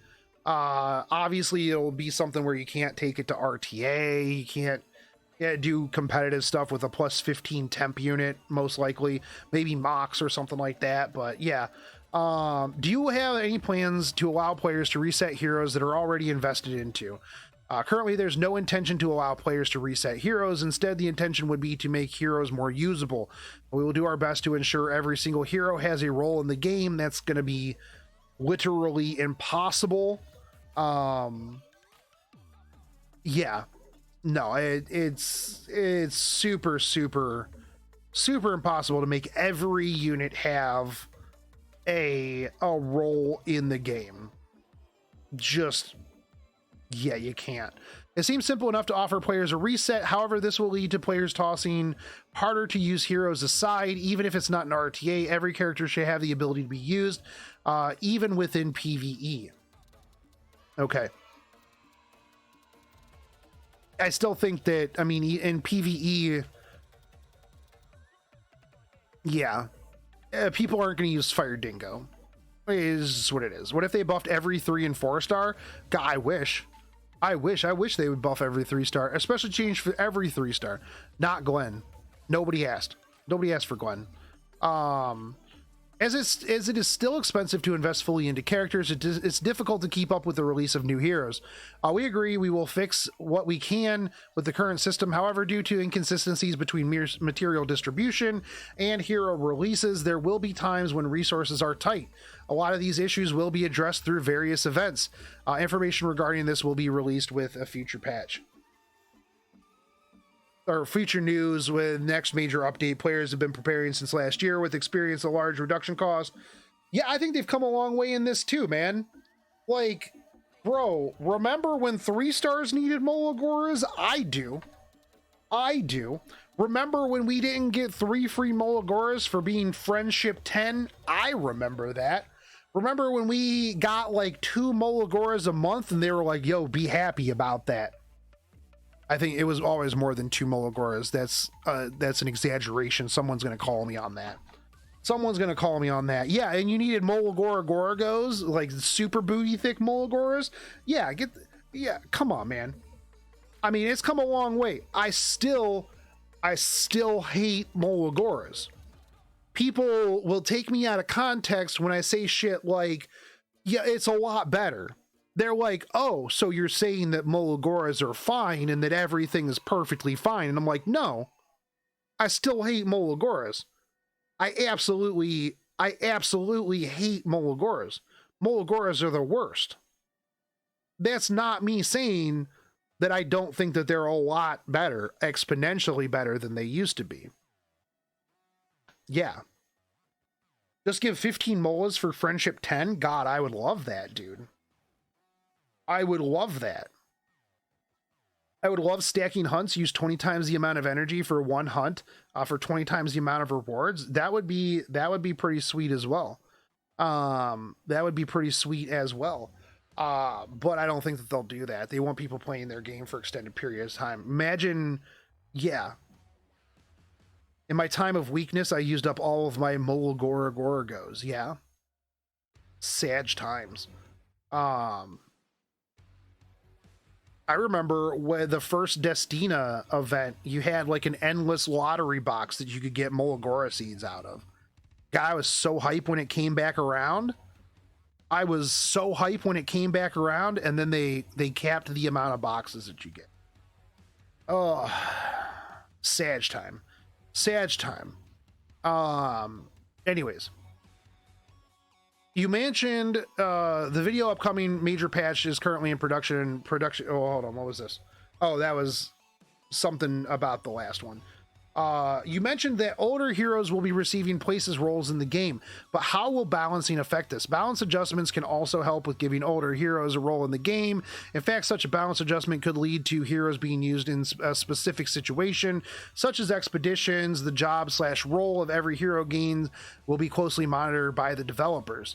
I think a lot of people forget about that too, that like units have uses outside of RTA, but everybody only focuses on RTA because, let's be real, PvE is not that hard. It's really not. I think we don't get enough friendship Molagoras. For example, Pieria only needs plus 14 skill enhancements, but if I get friendship level 10 too late, I wonder if anybody would ever spend the extra 2 Molagoras to plus 15. Yeah. Or maybe get her to plus 10 beforehand. That sounds like a you problem. Currently, there's no intention to change the friendship system, so let's discuss with the developer team a way to increase the friendship faster. They give you the gifts, dude. I can friendship 10 a unit day 1 if I just stack enough gifts. Like, it's not that they've already made friendship so much easier to get. And you get those, like, gift boxes all the time, dude. Like, all the time. Remember when we got all of our Galaxy bookmarks refunded? That was because of the Korean player base. No, that was because they changed things. Remember when we didn't get Galaxy Summon Pity? That was because of the Korean player base. Because they didn't want pity summons on Galaxy. They didn't want us to have a Luna banner. Double artifact friendship farming plus gifts. Yeah, dude, friendship 10 is so much easier to get these days. Yeah, I remember people complaining because, like, oh, if I get friendship 10 on Angelica, then I don't get my Molagoras back. Like, bro, it is what it is, man. Don't invest your Molagoras, get friendship 10 first. You have 2 options, man. All right. You're gonna get the friendship faster. My B13 one shot has a spot for friendship farming. Yeah, when I was 2-manning it, It was either friendship farming or dog farming. Yeah, 100%. Questions regarding communication. Holy shit, these are some long ass answers here. Users started expressing their dissatisfaction, starting with Angelica of Light plus Specimen says Mystic Banner. Balance is completely off with the release of Conqueror Lilias. Please clarify your stance on the state of the game. From the user's point of view, there were numerous opportunities to clarify your stance before New Year's Day, the emergency broadcast, the official broadcast, the moments following said broadcast, the balance survey, and right afterwards. What? They did when they put out the thing before the balance survey. What the they were given plenty of opportunities, but why was there a lack of response? There is nothing addressing the review bombing, leading to users thinking the company is simply staying silent. What do you mean, dude? What do you fucking mean? They put out all kinds of stuff. Do these people not read like updates? Do these people not read the news? They did an emergency broadcast. They put out an official broadcast. They put out the thing before the balance survey. They put out the balance survey. What the fuck more do they want, dude? Like, I hate this. Oh, we need your communication. We need your communication. Here's our communication. That's not the communication that we want. Bro, fucking what? Dude, what do they need to do? Go to, like, literally call these people on the phone and be like, oh yeah, hey, I just wanted to hit you up, and no, there wasn't a 1 month period between those, and even still, who cares? No, they review bombed literally right after they put out the big ass balance patch there, the thing where they were like talking about the balance patch. They literally, like, when they put out the emergency broadcast, they were like, hey, give us some time to put all this out. And they're like, no, how dare you? They put out that one thing before, because they were going to put out a thing in March. They literally said in the emergency thing, they're like, hey, give us some time to put all of this stuff together. And then they're like, we want this now. Why is everything not fixed right now? Yeah, they're talking about the 1 month period between the press conference and the dev notes. Time between review bombing and the recent apology. IAK, what that means. Yeah. I mean, even still, like, yeah, you gotta give them some time. They put out an emergency thing. They're like, yeah, we'll address it. And then they addressed it. And then they're like, oh, we're going to review bomb. And they're like, okay, well, here's this big ass balance thing and this balance survey. And then they're like, oh, we're going to false flag your YouTube. We want everything fixed right now. It's not going to happen. Like, it's super dumb. Like, you got to give these people some time. You know, like I said, you can't come out like the next day and be like, oh, hey guys, yeah, everything's fucked up. Well, how are you going to fix it? We don't know yet. Well, that's not a good answer. They'll just get even more mad. You got to give them some time to put some shit together. They said they'll address it. They'll address it. Like, I don't understand why people are so mad about everything. Like, go play something else in the meantime. Go play Elden Ring. Go play Lost Ark. Go play literally anything else. Like, if you're so mad and you're waiting for them to balance some stuff, you know how many other games that exist that you could play? Like, it's just insane, man. It's insane. Lack of response. Do you think that FGO would nearly put out this many things? No. Yeah, code faster. Code faster, boys. But anyways, let's start by saying that we're sorry. Every statement that we release holds a lot of weight. We can always talk about the current direction and where the direction we want to go, but we believe that there's a huge issue when we are not able to keep our promises. For example, we can talk about a past collaboration. We were happy to talk about the collaboration, but as complications arose, there were many variables that made us unable to keep our promises. Users are very upset by this. Completely understandable. This felt like an issue regarding the user's trust rather than communications. We think that offering another apology would make the player base feel better. No, because no apology is going to make the user base feel better. Here's the thing, dude. Here's the thing, dude. No matter, it's like Twitter. If you apologize, you're showing weakness, and it's never going to be enough. It's literally never going to be enough.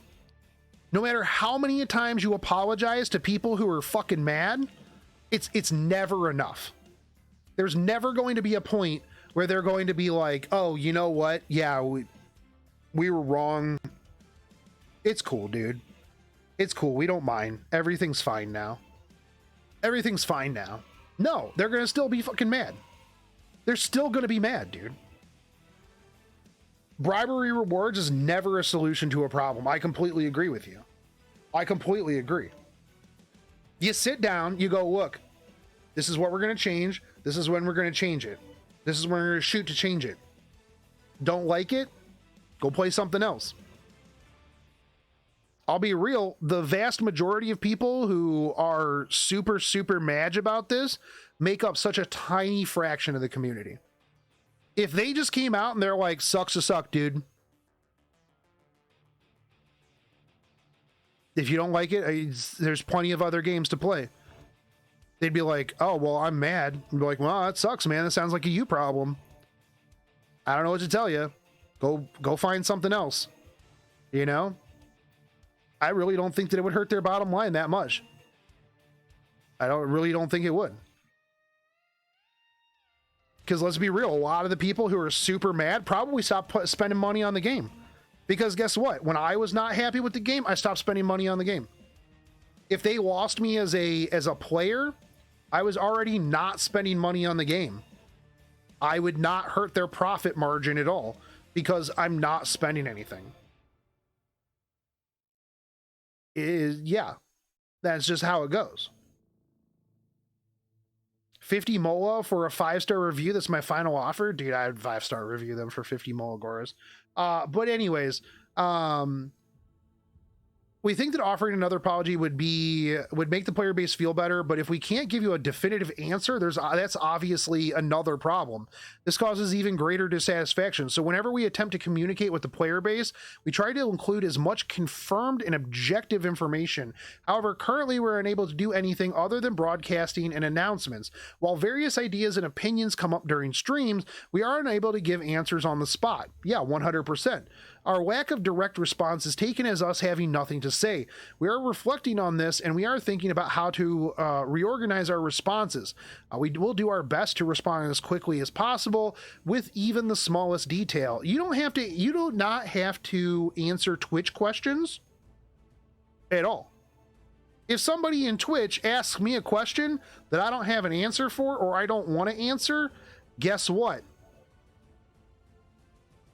I don't have to answer it. You think if they did a Final Fantasy apology that they would actually relent? I think that when Yoshi P apologized about the 2-week delay, well, first off, Yoshi P is too pure for this world. And if anybody criticizes Yoshi P for anything, they are a giant piece of trash. He apologized about the delay before the delay even came out. Not only that, but it was only 2 weeks. People mad about Yoshi P crying and bowing his head. Yeah, those people, anybody mad about that, literal garbage. But no, I don't think that if they come out and they're like, the other thing too was Yoshi P delayed it because he wanted to provide the best experience to a culmination of 10 years of story that he could possibly do. The Yoshi P is the head of Final Fantasy 14. Amazing person, and you just literally super genuinely awesome dude. But yeah, I mean, here's the other thing though, is like, nobody was like, oh my God, dude, Endwalker, we're going to review bomb this game because you have to delay it for 2 weeks. There were a couple people that took time off of work that were big mad, but fuck them. It's not a similar situation, I don't think. I don't think that Smilegate needs to come out and apologize. I don't think that, other than power creep, they didn't do anything wrong. Yeah, is there delays in some of the stuff that they're putting out? Yeah, absolutely. I personally think that if they are a little bit more open, they're like, hey, look, man, you know, we told you that Ancient Inheritance was coming at this time. However, we ran into a couple of snags. Our bad, homies. We're going to have to delay it for another couple of weeks. I personally think that would be a lot better. Now, would people still be mad? Yeah, probably, but you know what? Fuck them. If we got to delay it for 2 weeks to give us a good experience or whatever, that's understandable. I personally don't care. I think it's better if I will always take a delay over a rushed shitty product. A rushed shitty product, yeah. I'll take a delay over that any day of the week. But yeah, I don't think that they have no requirement to answer stupid Twitch chat. Stupid Twitch chat questions like, when are you guys going to do this? When are you guys going to do this? Why did you put this unit out? When are we getting compensation for this? When are you going to nerf this? Yeah, who cares? Fuck them. Yeah, no, I don't care. Literally don't care. Don't answer the question. You don't have to answer the question, because whatever you say on stream without an official is an official response. If Mashu answers something, that's why, if you ever noticed, like on the Wednesday morning streams, like Mashu, even when Mashu and New had to like delay shit and answer like questions, like listen to chat and stuff like that, they never like threw down like a definitive yes this, yes that. It's always like, oh well, yeah, we'll see, man. You know, I don't know, man. I can't say yes or no, because if they say yes or no, people will take that as an official answer. If somebody was like, if Mr. Navi was like, we're looking into Angelica of Light, people would take that as they are going to balance Angelica of Light 100%. So that's why you can't answer those questions. Now, if I said something and chat was like, oh, well, Shotgun Shogun said this, and I'll be like, yeah, well, I'm also fucking stupid 90% of the time. I'll be like, you came into my chat and thought this thing that I said was like official? You dumb? I'm just some random streamer. Yeah. Yeah, what? It sucks that you're dumb, that you believe me because I'm dumb. Like, I don't know what to tell you. You know? Even if I said something, someone was like, well, one time you said this thing, and I'll be like, yeah, and? Maybe I did. I'm a hypocrite on a lot of things. Shotgun Hugon, yeah, pretty much. Yeah, a little Who tier streamer. Management is currently looking at every community. It's true that our response has been slow. We apologize for this. I don't think they've been slow. It's not that we're not listening, we're not covering our ears. We know all of the reactions to GM comments. We wanted to give a feeling of being watched rather than completely reacting to GM comments. These are tools related to business and communication. Currently, we are actively monitoring the current situation, such as negative trends in our user discussions. The GMs are attempting to talk about it as soon as possible. Anything that requires immediate attention will receive immediate hotfixes. However, the main focus of the complaints revolve around balance, and due to the sensitive nature of game balance, we are unable to immediately answer. So yeah, exactly. They can't obviously talk about it. The issue of balance was difficult to discuss due to how complex the issue was. We ask for your understanding. The responsibility of the business manager is huge. We're really sorry. We will continue to watch the community and discuss how to communicate in the future. We also understand the demand for a broadcast after a new character release. Why? Why do you need a broadcast after a new character release? Will this be a VOD on YouTube later? Yeah, well, yeah, I'm just going to upload it. It's going to be like 3 hours. After the emergency broadcast in February, because I mean, we're not even all the way through this. About 3 weeks passed before the official Epic Live broadcast. The podcast was focused on home shopping, things that featured people wanted to say, and one short mention of things that they wanted balanced. What was the purpose of the emergency broadcast, and what was happening between the emergency broadcast and the official one? Oh, bruh. We were investigating the planned balance adjustments more closely. While we were investigating this, we missed the good timing, so the announcement was made afterwards. It's true that we were inexperienced. We are sorry. Seeing that we are able for some reason sounds like an excuse. Communication will be important in the future for live broadcasting. We will show this in the future. Again, we are sorry. Okay, questions for the management team. Please tell us your opinions on communicating directly with your audience during live broadcasts. Don't do it. Maybe when a new character is released, you could interact with viewers in a mock RTA lobby. Viewers feel like broadcasts are much more of a home shopping show. Players that are only looking for patch notes and just want questions may feel alienated. So then go talk to a streamer, dude. Character reveals have become the primary purpose of live streams, which they should be. If you have opinions on this, please communicate with them to the community. Why not post these ideas as announcements and getting opinions from users?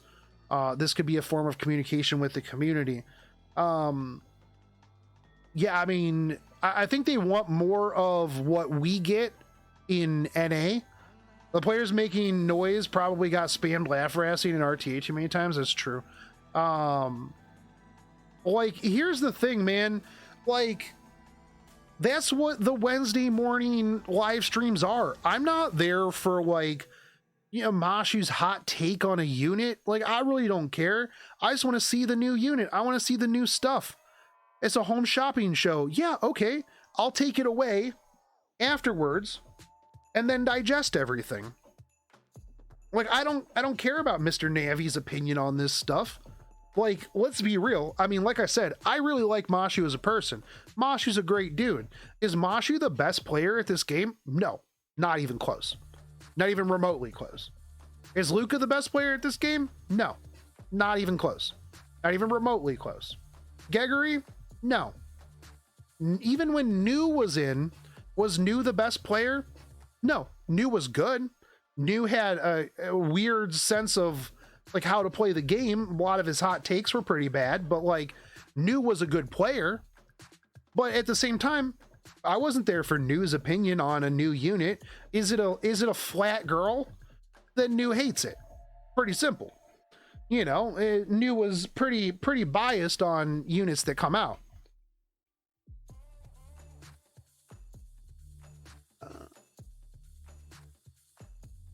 So, you know, it is what it is, man.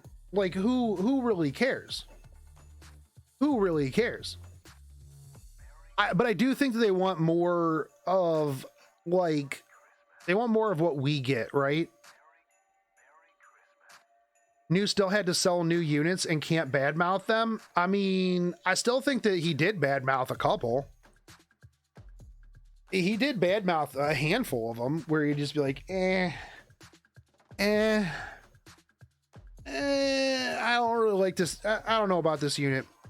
Side questions from the protester. People are angry. We demand an apology from the CEO and the director. Bro, get the no. Absolutely not. Why? Why? Oh, fucking mega lol. We demand that you bow your head in front of us because we are mad. We are mad and demand an apology. An apology for what? Of course, an apology is important. However, it's more important to tell them how to actually do it. You must give an apology. It's already too late for many, and many are extremely angry. Why is there only silence? There isn't any communication despite the 1.1 rating. Why aren't they apologizing already?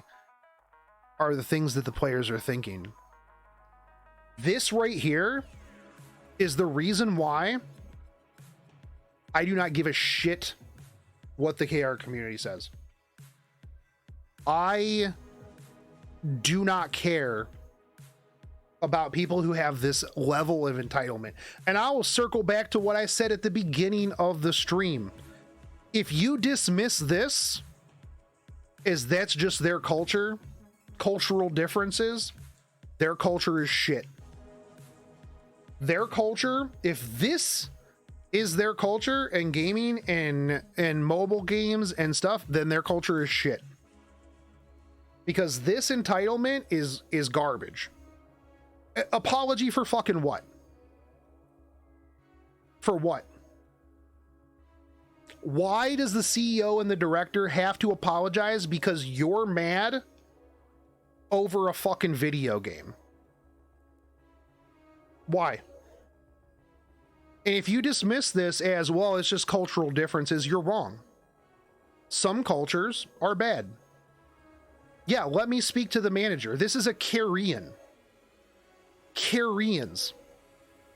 So fucking stupid, dude. This is just, yeah, it's straight up disrespectful. Why aren't they communicating with us? Literally, dude. Literally, they are. Emergency broadcast, official broadcast, the balance notes, the balance survey, all kinds of shit. It just blows my mind. What more do you want? Do you literally want them to call you at home and make sure that you're happy before you go to bed? Hey, did you brush your teeth? You know, did you have a good day today? How is the AC good for you? Like literally, what more do you want them to do? An apology from the CEO and director. Man, shut the fuck up. I hate this. This is stupid, dude. They must apologize or the game is dead. Yo, that's right. That's true. That's actually big true. That Soifon came in like last week and told me that if they didn't change everything, then the game's dead. The game is dead. It is, man. No, these people, this literal right here, this is literally disgusting entitlement. As a matter of fact, I'll be real, if I were running this business and I saw this right here, I'd be like, nah, man, fuck that. Fuck this dude. No. Tell me, demand? No. That's not to stereotype all KR players. Okay. I will give you that. This is obviously not all KR players. However, here's something that I demand. The KR players that think that this is stupid as well, get your user base under control. I'll tell you right now, I will tell you right now that if my community was doing this, I'm not saying global. I don't have control over all of global. But like if my Discord community, if my viewers, my Twitch community were doing shit like this, best believe I would hot dumpster every last one of you on stream. I would literally shit on you on stream if you tried to pull this sort of entitlement. And if you don't like that and you think that that's some bullshit, you're welcome to leave. Like if you guys pulled this, done. I would put every last one of you on blast. And honestly, the KR people who don't want to be associated with this should be doing the same thing. Like literally should be doing the same thing. You don't want to get lumped in with these type of people, then you need to speak out about this as well. Like I've said before many times in this, nobody focuses on the good shit that this company does. And again, like I said before too, this is just like Twitter. What's an apology going to get them? What's going to get an apology? Nothing. They're going to just demand more. They're just going to demand more and more and more and more. It never stops. These people who have been big mad have been big mad about this game since day one. Literally the first big ass conference thing that they had, they wanted to shut the game down and just get everybody refunded. These people don't have any investment in this game. They just want to see it burn. People who, and here's another thing. People who say, well, we only do this because we love the game. No, you don't do shit like this like just because you love the game. That's bullshit right there. That's actually bullshit right there. Nobody acts like this because it's something that they love. That's just gaslighting and abusive behavior.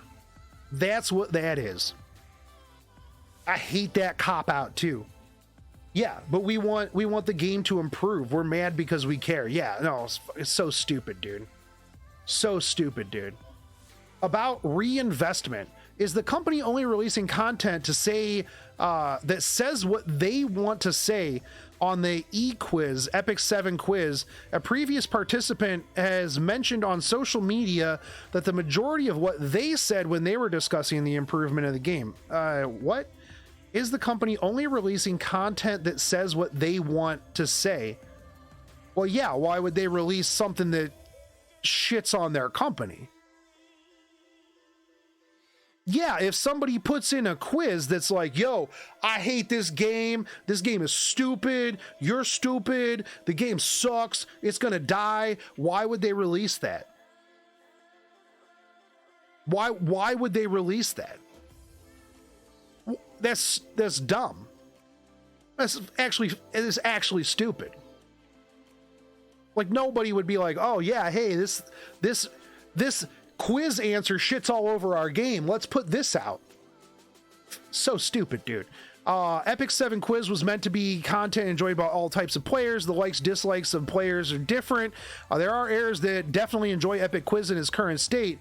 The direction we take with our content is always changing. Another program is being planned. In terms of the Epic 7 quiz controversy, the improvements were edited to focus on the more lighthearted side of the content. Yeah, it's not because we wanted to ignore the aspect of our participants' thoughts. Yeah, no, you don't put out rate 1 to 5 how much you hate the game. Yeah, I fucking hate this game, dude. This game is one of the best gotchas around, yet people with entitlement like this are just too blind to see because they want us free stuff and things aren't how they want them to be. Well, yeah. No, the quiz in Stove is like, which character you like, please comment and get a reward. Yeah, I don't know what exactly they're talking about here. The intention was to have Epic 7 quiz be much more lighthearted. There was also direct interaction with viewers, such as Epic Delivery. Oh, I think this is their KR thing. No, I think this is like their KR game show stuff. Like where that Mr. Navi dude like went to people's houses and gave them a Luna statue and shit like that. That's what I'm thinking that this is. This is like their like TV shows and stuff that I don't watch because I don't speak Korean. And I don't care. But it was infrequent due to the coronavirus situation. So Epic 7 quiz was started in order to meet a few players at first. Many stories have been shared in Epic 7 quiz. Mr. Navi has definitely taken notes. In the official broadcast, we removed heavier stories in order to show a much more positive side. Yeah, 100%. Nobody wants to see Mr. Navi being like, hey, how do you like this game? And they're like, this game's shit. Yeah, I hate this game. Yeah, I 100% hate this game. Yeah, of course they're not going to put that in there. Just because we do not showcase participants' suggestions on the air does not invalidate or nullify them, but our choice to not air them did not help either. You don't air negative shit. This doesn't excuse what happened anyways, since this was our first attempt doing this type of content. There were parts that were not smooth. We will try our best to make better content in the future using your opinions. Yeah. All Night Metal from YouTube has been stating facts 100%. Yeah. Yeah, Metal's pretty based. E7's my favorite one, only one of 2 phone games I play. Yeah. A lot of people too, man, like will say that they take a break and then they come back to E7. I'm surely disgusted by this protester. I play or used to play other mobile games that are far worse. You know what, though? Don't say that, Tanisha, because a lot of people will come back and be like, just because those games are worse doesn't mean that this game's not shit. Okay? Just because that's a double shit sandwich doesn't mean that this isn't a shit sandwich, okay? Okay, you don't know what you're talking about, all right? Just because it's bad doesn't mean that this isn't worse, all right? Or that's worse doesn't mean that this is bad. It doesn't excuse it, okay? You'll get that a lot too, and that's really fucking annoying. That's really, really annoying. I'll be like, yo, FGO never communicated with anybody. Like, well, just because FGO didn't communicate with anybody doesn't mean that, you know, the communication in Epic 7 is any better. And I'm like, but it is. It literally is. I'm showing you a benchmark that goes, this other game is bad, so this is better. I mean, it still can be kind of bad, but it's not. It's actually not. So, you know, calm down, dude. Calm down, dude. That's called how I see it. Been a day one player, but I've taken breaks in between. However, I end up coming back because the game is enjoyable if you get past all the drama. Like, dude, here's the other thing too, is like, if you don't actively seek out the drama, nobody even knows, man. Like, honestly, like, I could probably call up a couple of my casual player friends and I'd be like, hey, have you guys heard about the drama that's going on? And they would be like, I have no fucking clue what you're talking about. They'd be like, you mean about those videos that you keep making? And I'm like, yeah. What do you think we're getting out of the balance survey? Hopefully buffs on DJ Basar. That's what I'm hoping that we're getting. Thank you for us for the resub, 22 months. Hell yeah, dude. Monka S. All right, so the question, the company's profits are quite high. Is it possible to make something like a manhwa? If not, doing a contest similar to Fairy Tail Tenebria and releasing a new hero? Those are literally two different things. Those are completely two different things. There's definitely a misunderstanding, but the IP is handled by Smilegate, Megaport, rather than Super Creative. Marketing... Oh, wait, dude, are they... They're not even talking to Smilegate. They're talking to Super Creative. Wait, hold on. Are they literally not even talking to Smilegate? They're harassing Super Creative that only owns 12% of the fucking game? Bro, I thought they were at the Smilegate headquarters. These dudes aren't even at the Smilegate headquarters. They're harassing the dudes that are going to be done with the game in 12% when they sell the rest of it, and Smilegate handles everything. These protesters are a joke. There's definitely a misunderstanding, but the IP is handled by Smilegate Megaport rather than Super Creative. Marketing and expenses are completely managed by Smilegate. We plan to show how we will utilize the IP in upcoming major updates. We are also preparing a plan for utilizing IP from the community, a reference to using Fairy Tail Tenebria. Jeez, dude. They could have put that at the like very beginning, man. Holy shit, the whole time I'm thinking that they're out here like boycotting at Smilegate. You want to know why? Probably because they did this at Smilegate and Smilegate didn't even care. They were probably just walked past this one dude. So he was like, oh man, I need to go to Super Creative. They're 12% of the shareholder. They've got to have something to do with this. The quality of what we release is also extremely important. The Epic 7 player base has very high standards. Because of this, we are preparing content that will match that standard. Speaking in advance, we will give rise to an advance notice.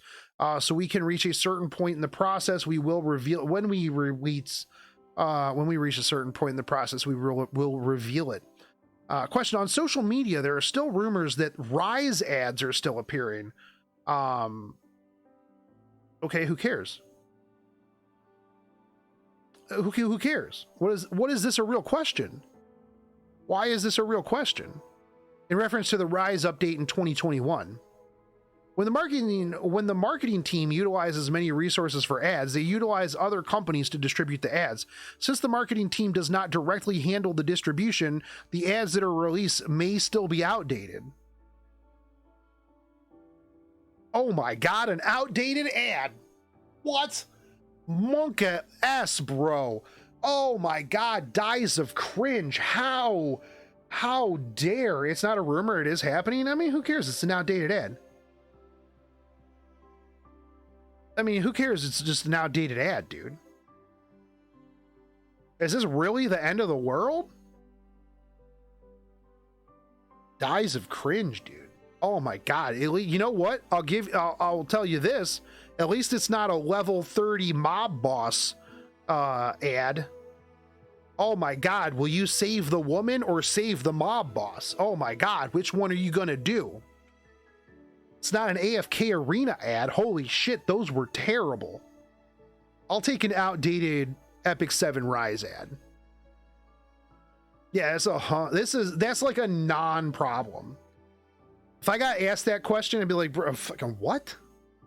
Is this real? Are you being real to me right now? I mean, I would have stopped talking to this dude a long time ago. From our point of view, inaccurate information is being released and resources are being wasted, so it must be monitored more tightly. We will manage this better in the future, but you guys don't. You're super creative. Smilegate handles that shit. We need affection-style content with our heroes.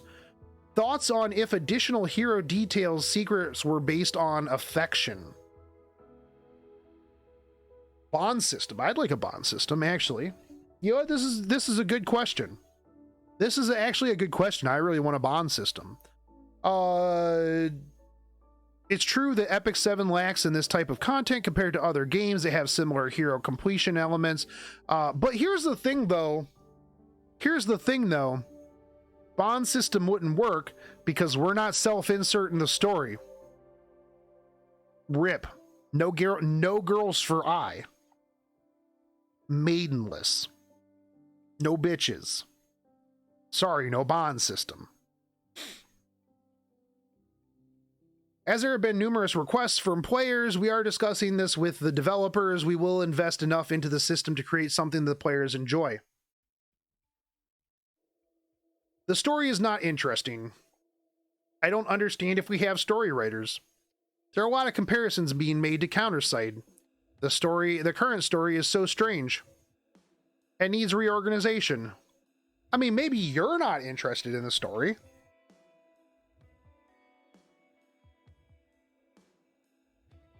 I'm liking the Game of Thrones incest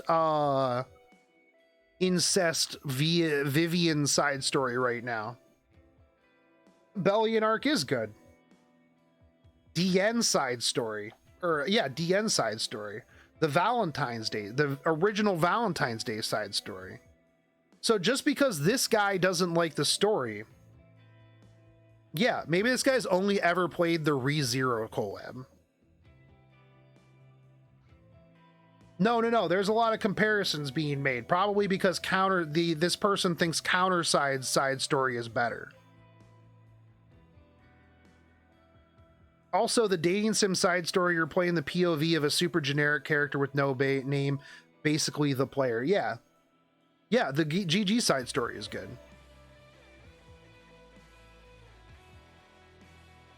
Counterside story is top tier though. E7 doesn't compare. That's like saying Epic 7 story doesn't compare to Lost Belt. Guys, side story, Epic 7 story is shit because FGO story is better. Sorry, just pack it up. Literally just can't compare. So just because this dude doesn't think that the story is interesting, yeah. It's not as good as this other thing, so it must be bad. I hate when people play in absolutes, right? It gets on my nerves. There were many people that enjoyed the current Valentine's Day story. As for the regular story, there seems to be some aspects that people like and dislike. The authors are still listening to their opinions, which they shouldn't. The writing team certainly exists, and the writers play an important role. I will talk to the development team so that most of the heirs will enjoy the story. This person also probably hit skip and was like, I hate this. Skip, I hate this. I bought a story skip in Final Fantasy 14. Why does this story suck so bad? E7 story is trash because Final Fantasy 14 story is better. Exactly. Hashtag review bomb. Skip. Skip. Skip, skip, skip, skip, skip, skip, skip. Skip. Oh, ReZero collab story? I'm going to read this. That's probably what happened. Lots of players are curious about Moonlight Hero backstories. It's true. That's true.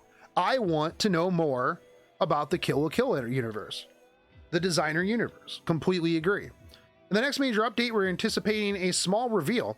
We are unable to release too many details this time. There must be stories that focus primarily on Moonlight heroes. However, since we are focused on the Covenant heroes, world first, side stories will still be focused on Covenant heroes. We will be looking to prepare Moonlight hero stories in the long term.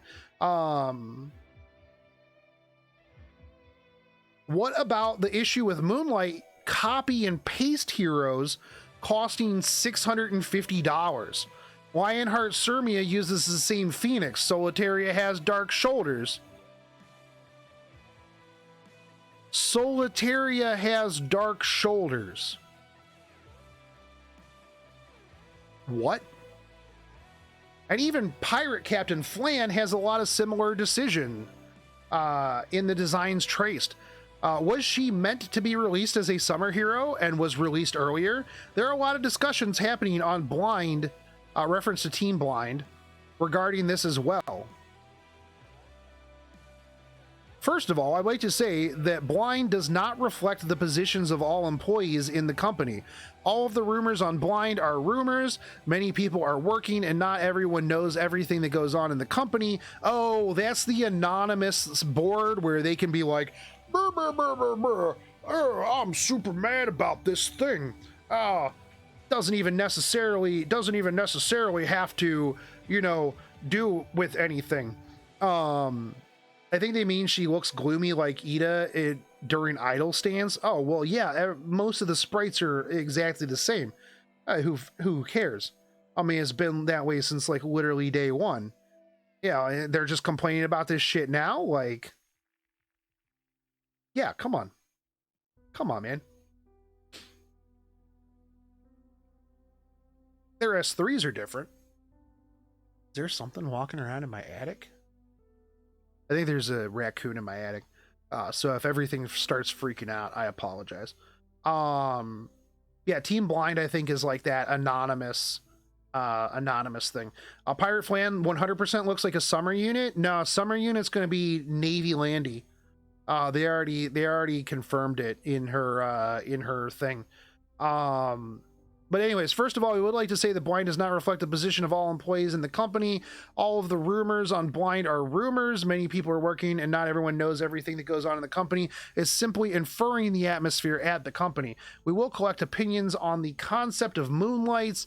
We have been watching the community, so we know all the stories about it. We plan to continue to improve in the future, especially since the value of Moonlight 5-star heroes are extremely high. It's their S3. Who cares? Who literally cares about anything other than their super fucking hot S3s? You know what? I'll be real, man.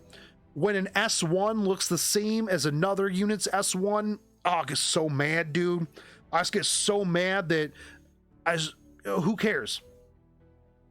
It's an S1. It's a buff. I don't care. Is their S3 fucking sweet? Is their S3 balling out of control? That's really all I care about at the end of the day. Oh, damn, Lionheart Sirmia used the same S2 buff that she does in her normal one? Oh my goodness. Oh, game ruined, bro. Game ruined, dude. Absolutely wrecked. Now, I do think that it would be cool if they added more like alternate animations for when you soul burn stuff. Like, I always thought that like Asaria's soul burned S1 changing looked really sweet. You know, Ravi's S1 soul burn looks really fucking sweet. I think they should do more stuff like that. That would be really cool. But do I care? Is it the end of the world? No, it's not. Does their S3 look baller? Yes. Okay, cool. Done. Fantastic. Ancient Inheritance. There are many things to improve regarding Ancient Inheritance. Question. Yes. Okay. It was just released. It was just released. And they're already big mad about it. We're reading all opinions about Ancient Inheritance. We will gradually adjust the modes so that the majority of players will enjoy the content.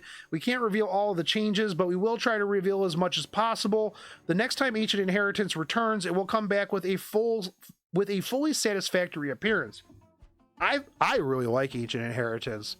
I think that it would be cool if you had more wiggle room with like how much you can explore versus having to just immediately go to the bosses or else you're effed.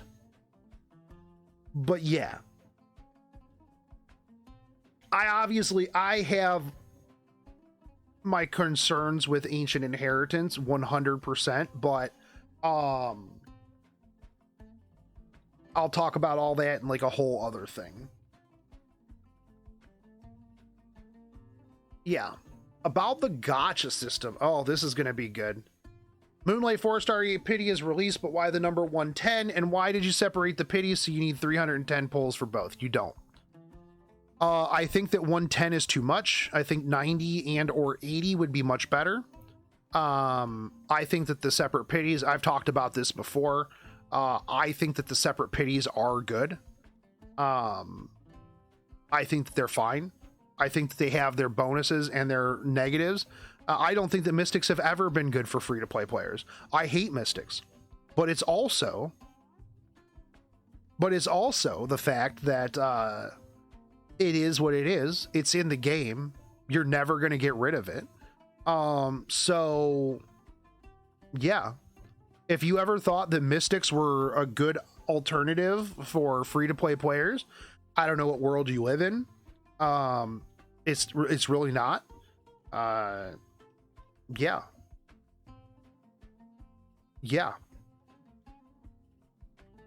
I don't think that that Mystics are a good system. I never did. But I do think that it should be 80 pulls. Like I said, I do like the split of the pities. It gives you options because a new ML4 Nyarman came out. Is Nyarman OP? Absolutely not. Absolutely not. But I would have never pulled for that unit if I didn't have split pities. Now, some people were like, oh, well, the pities should just count down for both. It should count for both. Well, how would that work? Because if I'm 50 away on the 5-star, but I'm pulling on the 4-star and I get to 1, am I guaranteed pity without pity in the unit, or do I pity Arby? Like, how would they, like, I keep seeing that it should count towards the other one, but not. Like, I don't know how logistically people want that to work. I don't understand how people have in their mind how they wanted that logistically to work. Because, I mean, yeah, obviously, yeah, it'd be great if I could just burn off the last 50 while pulling for Nyarman and have a guaranteed pity, switch back to 5-star, pull the next one. But that's not realistic. That's not gonna happen, man. Like, this way, if I want to pull the 4-star, I can pull for the 4-star. If I want to pull for the 5-star, I can pull for the 5-star. It's made for whales anyways. Yeah. I mean, Mystics are made for whales anyways, and it sucks. There's just no way around it. Not a one-to-one translation. I could not for life figure out the significance of 120, 130. In the case of Angel of Light, Angelica Moonlight 4-star pity was requested, so the management was convinced to add the pity. Yeah, just that simple. Since the value of ML4s are lower than the pity of 110 pulls, it can be thought of as reflecting the value of ML4s to the management. Separating pities is what the majority of companies do, and it can be difficult to understand the system when mixing the two pities. Therefore, due to the previous examples, in other games, pity is separated and selectable for simplicity. Now, again, yeah, we do it because everybody does it this way. Yeah, I hate this way of thinking too, but honestly, I think this is better, in my opinion. Let's say right now you pull on ML4. They want the counter for ML5 to go down also as it goes down, I guess. Well, yeah, that's what they want. But again, does it just sit at 1? Because if that's the case, then it's no better than just not having a pity, right? Because if it goes to 1 and then you pull RB and it resets, yeah, that sucks. But if you're like pulling on 4-star pity and it goes to 1 and then stays at 1, yeah, I don't know. Just treat it like how you do your 30 summons, and you can hold a 10 pull from the beginning, from season 2 summonings, then wait and see what you want from other rotations. Easy. That would be so much better. I don't know. That sounds like a lot of problem, or it sounds like a lot of hassle. I don't know. I think it's fine. I think 4-star pity should just be lower. I think 4-star pity should just be lower.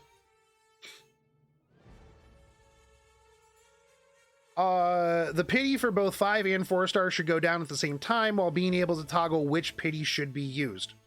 In this scenario, we thought that the rate mystic metals were being spent would go down. Since ML 4-star units are released every new banner, there are definitely people who manage their mystic metals. Therefore, we made the decision to do this. Instead, separate the pities. There is an option that there's an opinion that it's too expensive to pull a Moonlight 5-star hero. Are there any intentions to improve this?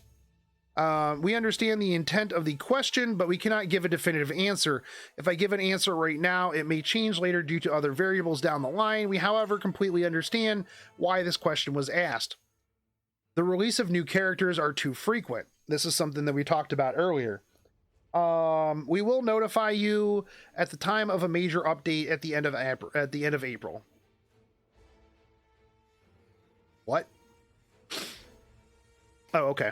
Yeah, all right. That's a great answer. We'll notify you at the time of the major update at the end of April. Probably about new characters being too frequent. We are extremely exhausted, resource-wise, from all of the recent Moonlight and Mystic banners. Okay. We've talked about this earlier, but we are going to come up with a mitigation device method. This applies to both the Mystic and Moonlight banners.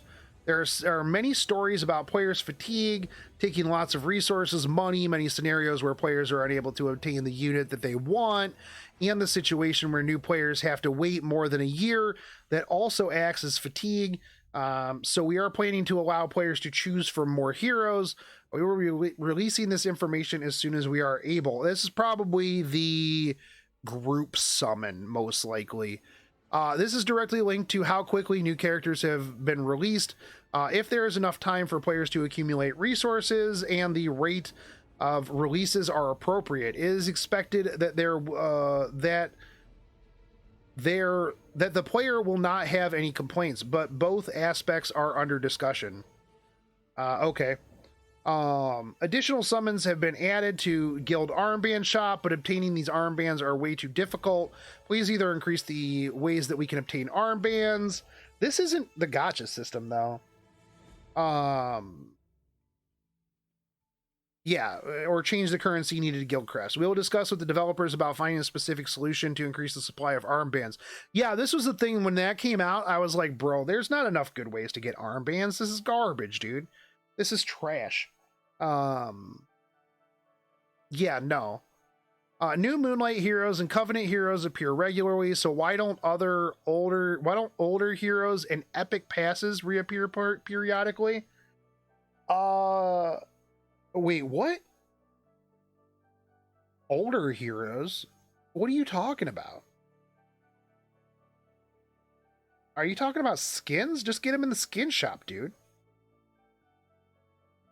It has been agreed that older heroes will be released on a cycle of about 3 to 4 months. However, players really enjoy the concept of 10-week cycles. We are trying our best to prepare for this change, but please understand any issues. Older heroes and epic passes have cycles already in place. We apologize that these cycles do not line up with the previous remarks. In the future, we will discuss issues in a more sympathetical manner.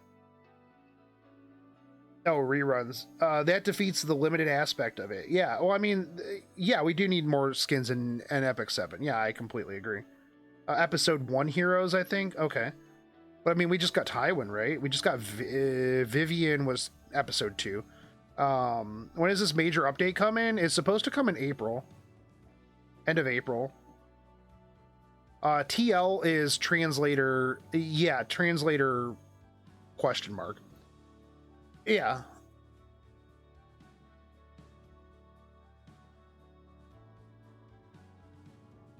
Yeah, I mean, I don't know. What'd you wake up to? We're doing some Korean translation thing.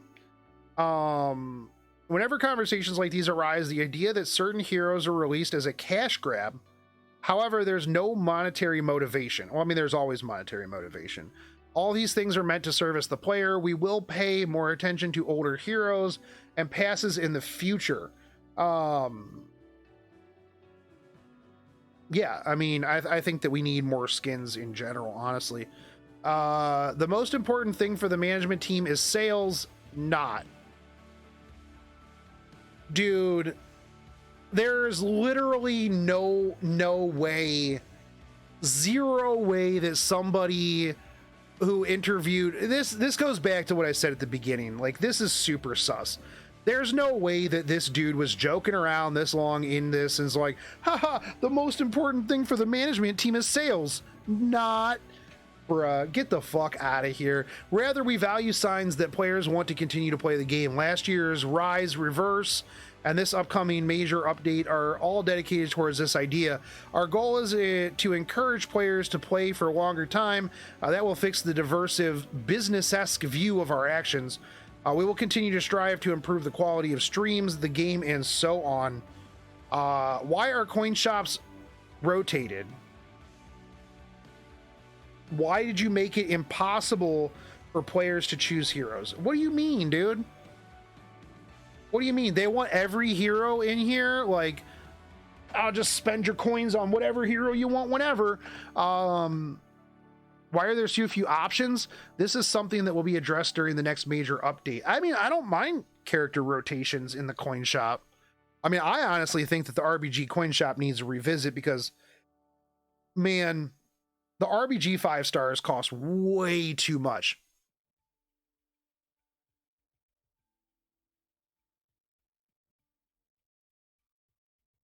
Way too much.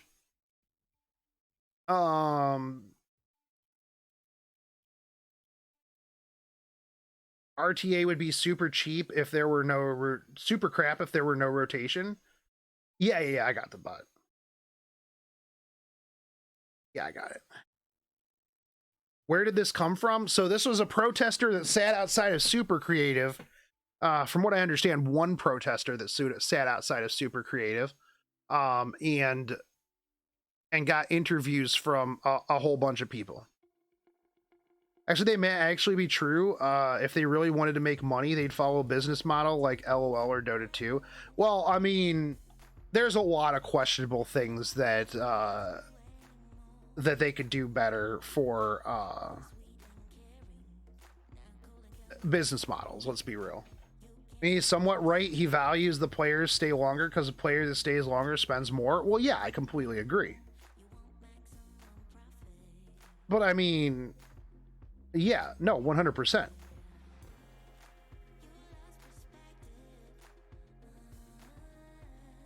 But I mean, I didn't say that. I didn't say he was wrong here. I said he's sus because I don't think that any business team management leader is going to be sitting there being like, oh, the most important thing for management teams is sales. Not. Yeah.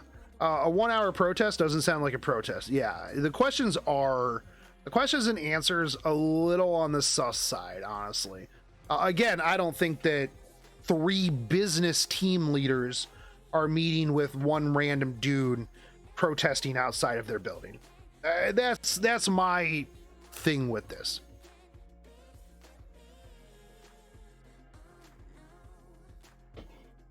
Like, if the thing is, like, put their names on there.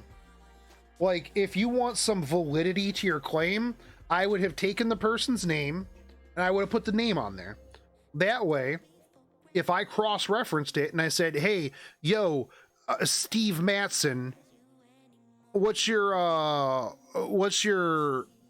did you talk to this dude? Like, did you talk to this dude? And he'd be like, I have no clue who this guy is.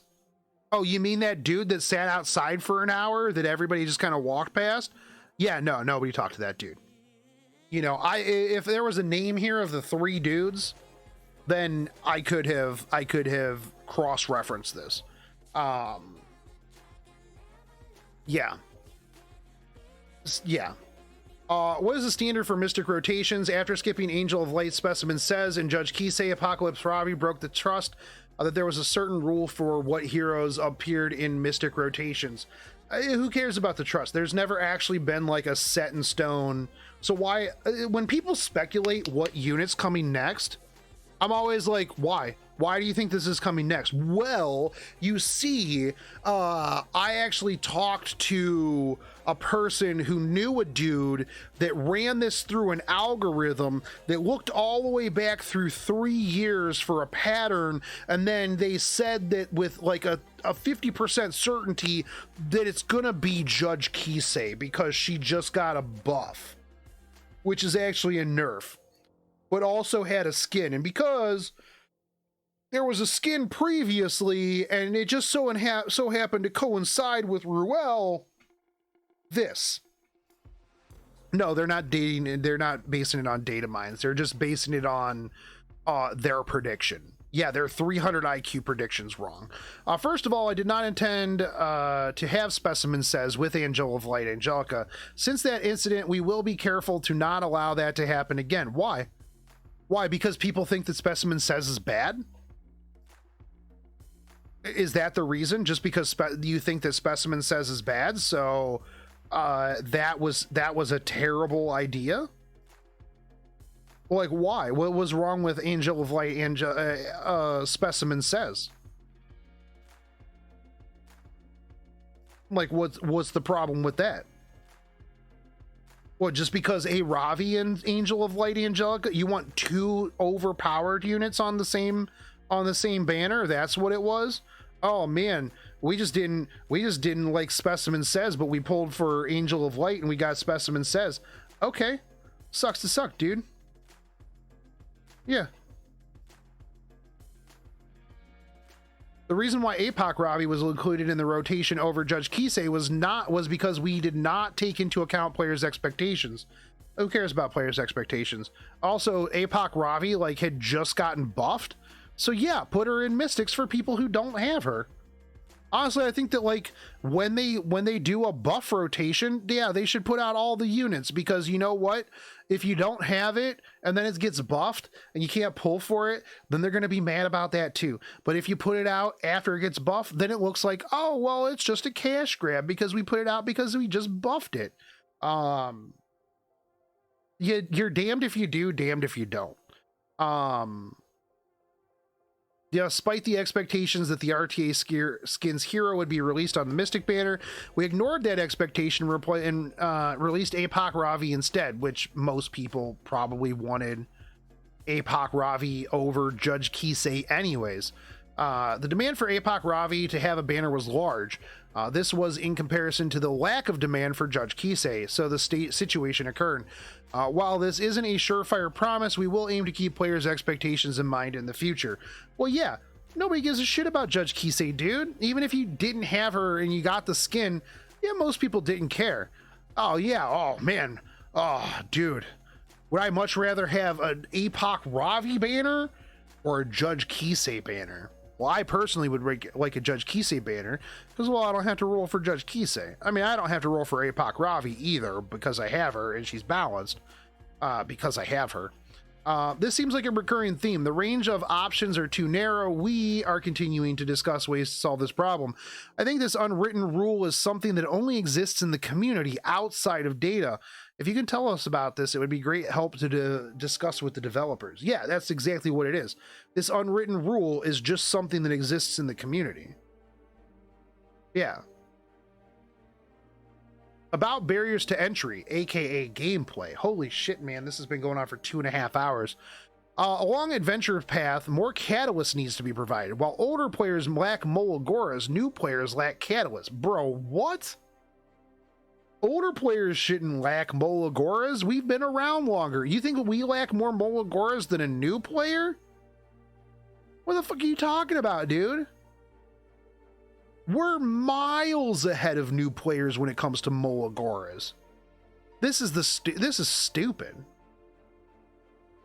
Also, back in my day, we didn't have Adventurer's Path. We didn't even have Adventurer's Path down there. Long ass interview for someone standing outside their office? Yeah, exactly. Exactly. Very sympathetic to this. Discussions regarding these issues are in progress. We will try our best to prepare. Man, remember when we didn't have AP shops for catalysts? Yo, remember when we didn't have those?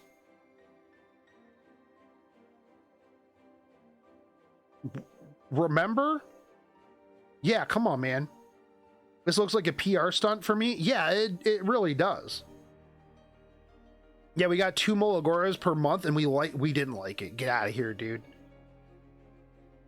Pain. Relevant good equipment should be provided to newbies. It's very difficult to farm equipment. You mean like the free level 88 gear that they get, or the 85 gear that they get, or like all of the other gear that newbies get on like a regular basis? What do you mean, dude? What do you mean relevant good gear should be given to newbies? Dude, you can do Wyvern 13 in 2 weeks. Does this dude even play this game? Come on, man. As mentioned above, the discussion for this is still in progress. We will prepare this idea as well, and referring to review improvement plans for newer players, setting up potential outcomes for prepared data, we will prepare these changes. The purpose of 12 levels of hunts are gone. So wouldn't it be better to split hunts into 3 levels to choose and enter? I mean, I kind of agree with this. There's really no reason for 13 levels of hunts. Like really, that's true. That's honestly true right there. Yeah, big true. I think it needs a long-term discussion. Before, there used to be content titled Challenge, KRYT exclusive, focused on tracking various content with gear packs and various hero limitations, but has since been removed. We removed the 10 levels of runes, and we recognize that hunts would benefit from a similar simplification. Yeah, this is agreeable. Yeah, this is like one of the few things in this that I actually agree with. Yeah. News referring to equipment conversion stones, ? Equipment conversion stones are not related to sales and have a major impact on balance. The gap between older and newer users are widening because of them. This part deserves a lot of discussion. Labyrinth content needs to be simplified. It seems to be an issue of whether to worry about what to get rid of first or what to update in order to make it more interesting. We are aware that Labyrinth content is outdated. It seems to be a problem that must be discussed with the developers over long term. We will not be able to discuss solutions at this time, but the future will have, but in the future, after some discussion and user opinions, we will reveal as much as possible. There is an opinion that people should be able to opt out of packs randomly appearing. What do you mean? Oh, the random pop-up stuff? Come on, dude. It takes like 2 seconds to click off of that. It takes 2 seconds to click off that. Who cares? That's the biggest. That's a big deal for you. Like, it's not even. I can't stand the pop-up. No one likes this. Well, I mean, yeah, nobody likes this, but it's not as egregious as some games. It's really. This is not that big of a deal. I mean, I even know when they're coming. I'm just like, bah, get up out of here, dude. Get up out of here. Why he actually needs those pop-ups? Because he doesn't remember, like, when those things happen. Oh. I know when my catalyst pack is popping up, baby. I know when my catalyst pack is popping up. If you activate a bunch at once, it can take a while. Oh my goodness, 5 seconds, bro. Dude, I will agree. I hate when I do hate, like, at the very beginning when it shows, like, the stupid stuff, like, oh, hey, it's the loop that you probably already watched. Yeah, if I click don't show this again, it always does. I think pop-ups happen too often, though. I mean, it is what it is. Like, I really don't think it's that big of a deal. At least they don't put the pack as $5,000 and you're getting a 4,000% discount today. If you get this in the next 42 seconds, you will get 4,000% off. Pop-ups are less annoying than those unskippable ads that pop. Wait, hold on. We don't get unskippable ads. Oh, it's unskippable ads if you do the energy. Yeah, we don't get ads, man. Yeah, and the other thing too is, like, even if you're, like, upgrading, like, your catalyst stuff, like, after you click off of it once, it's gone. It's gone for the rest of the time. Like, it doesn't just keep popping up nonstop. In other games, I mean, well, we were concerned when they first announced ads that it would be like that, but the ads that they have for the energy are very non-invasive. I mean, most people don't even know where those ads are. Like, most people don't even know how to get to those ads. Like, that shit doesn't even pop up for you. Like, if you started right now, chances are you wouldn't even know where those are. You wouldn't even know those are a thing because they're not really advertised. I remember when the ads were first announced, like, I thought that it was going to be the adpocalypse. I thought that we were going to get nonstop pop-up, unskippable ads, get increased drops in Wyvern if you watch this ad, like a lot of other games, you know. Never understood why people say Smilegate spams ads in game when it's clear. Well, I mean, they spam ads for their own packs. But yeah, I don't consider those ads. I just click off of them. I don't really think that it's that big of a deal. But, you know. I know that many people don't like the package screens appearing to induce IAPs. I don't know what that means. Oh, in-app purchases. However, some people ask about why there isn't any information about packages that arrive, especially the time-sensitive ones, or why they don't come when they want to buy an older package. Nobody's really asking you about packs. Let's be real. Let's be real. Nobody's like, bro, why didn't I get any information about those microtransactions? Maybe somebody. We've established a policy so that certain conditions must be met in order to minimize the frequency that these package screens. We did this way in contrast to other companies. Yeah. But yeah, except ID. Bro, why didn't you tell me about this?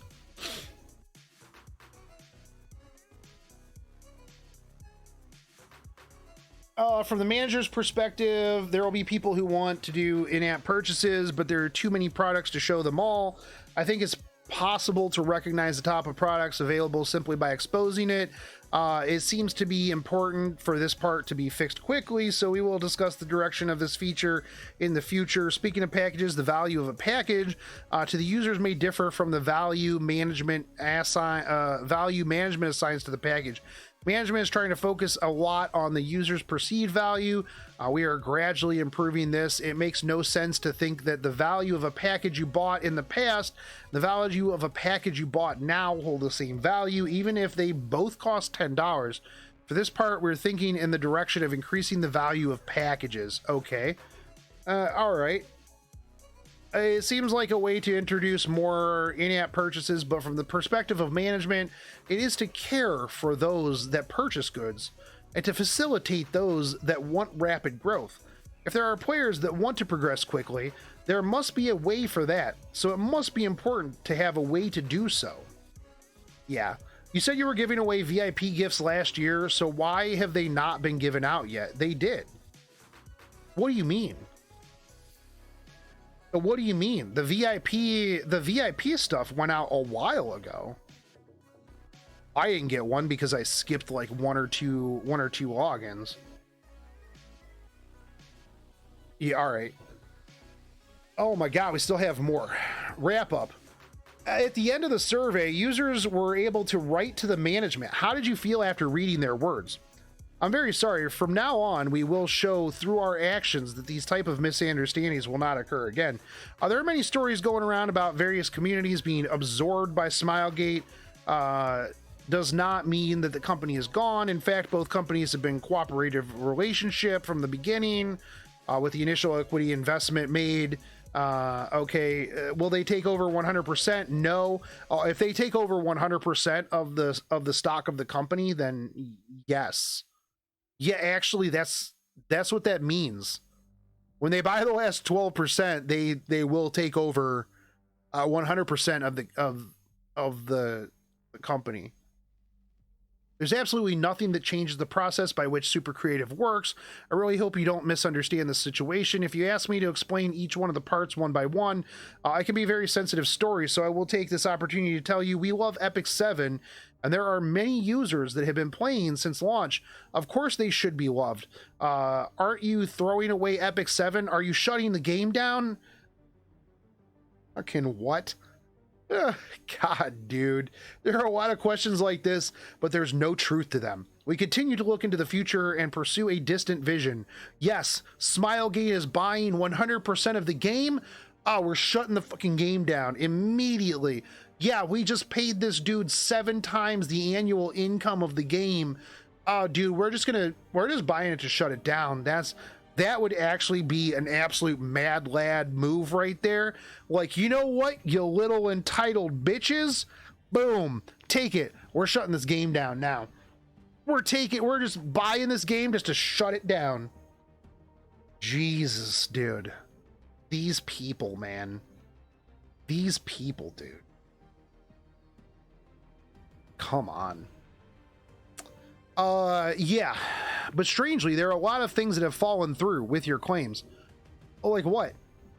From the point of view of the players, it may seem that way. Even the management team seems to feel that way too, but it's something that we never anticipated / wanted. Perhaps if the users had reacted as the management anticipated, there would have been no response from them. Anyways, I want you to know that the rumors that have been appearing are not true.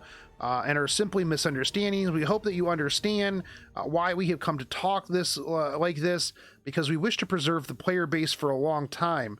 Like, okay, here's my thing. A lot of things have fallen through with your claims. So first off, actual claims or what players perceive that they claimed, because those are two entirely different things. Because you could say one thing and the players take it as a completely different context, and if you don't come out with what they think it's going to be, then you let them down.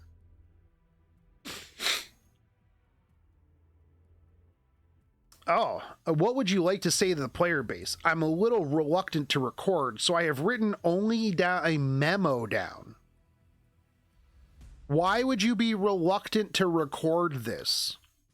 Again, a little sus. A little reluctant to record. So I've only written a memo down.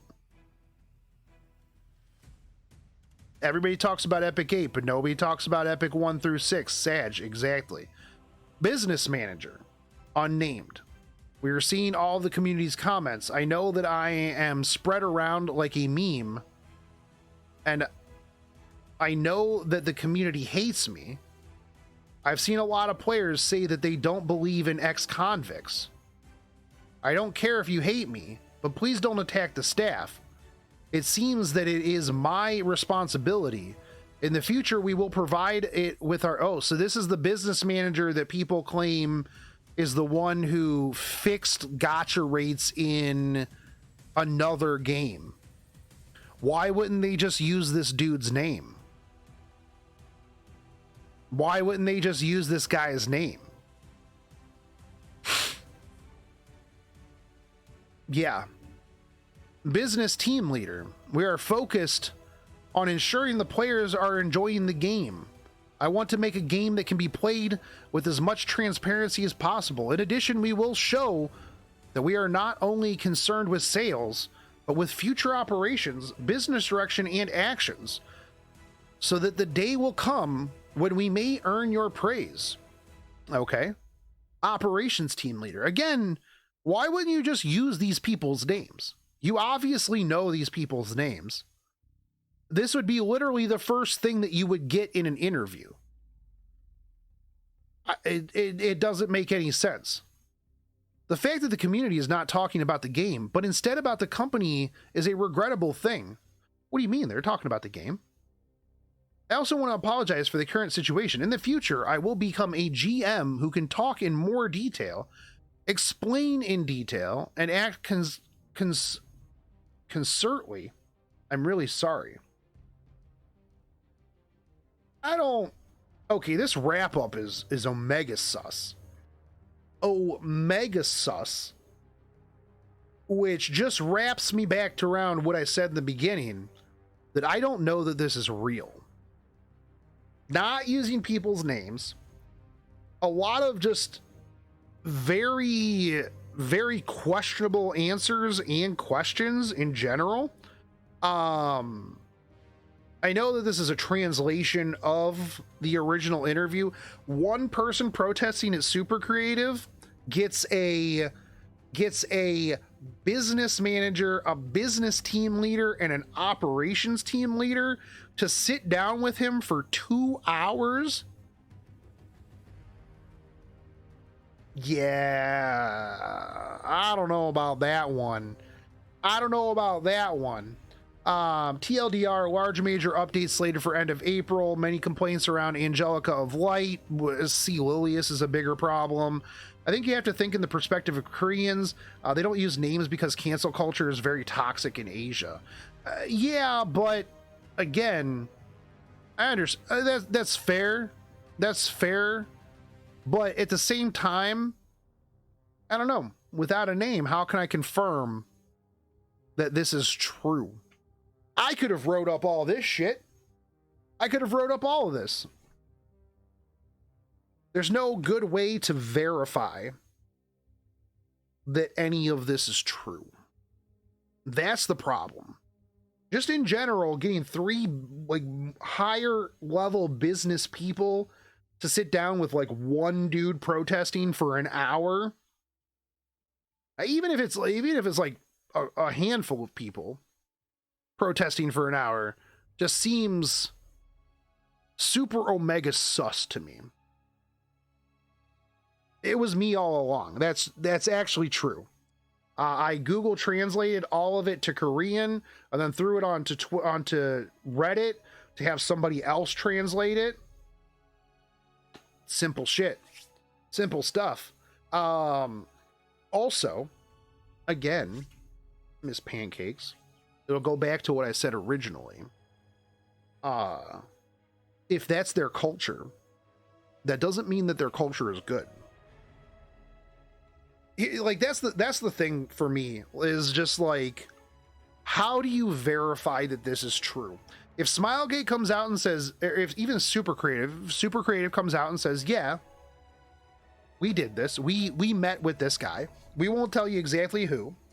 The fact that that guy announced that he is an ex-con or whatever, I mean, literally tells you who he is. A lot of people were talking about the dude who got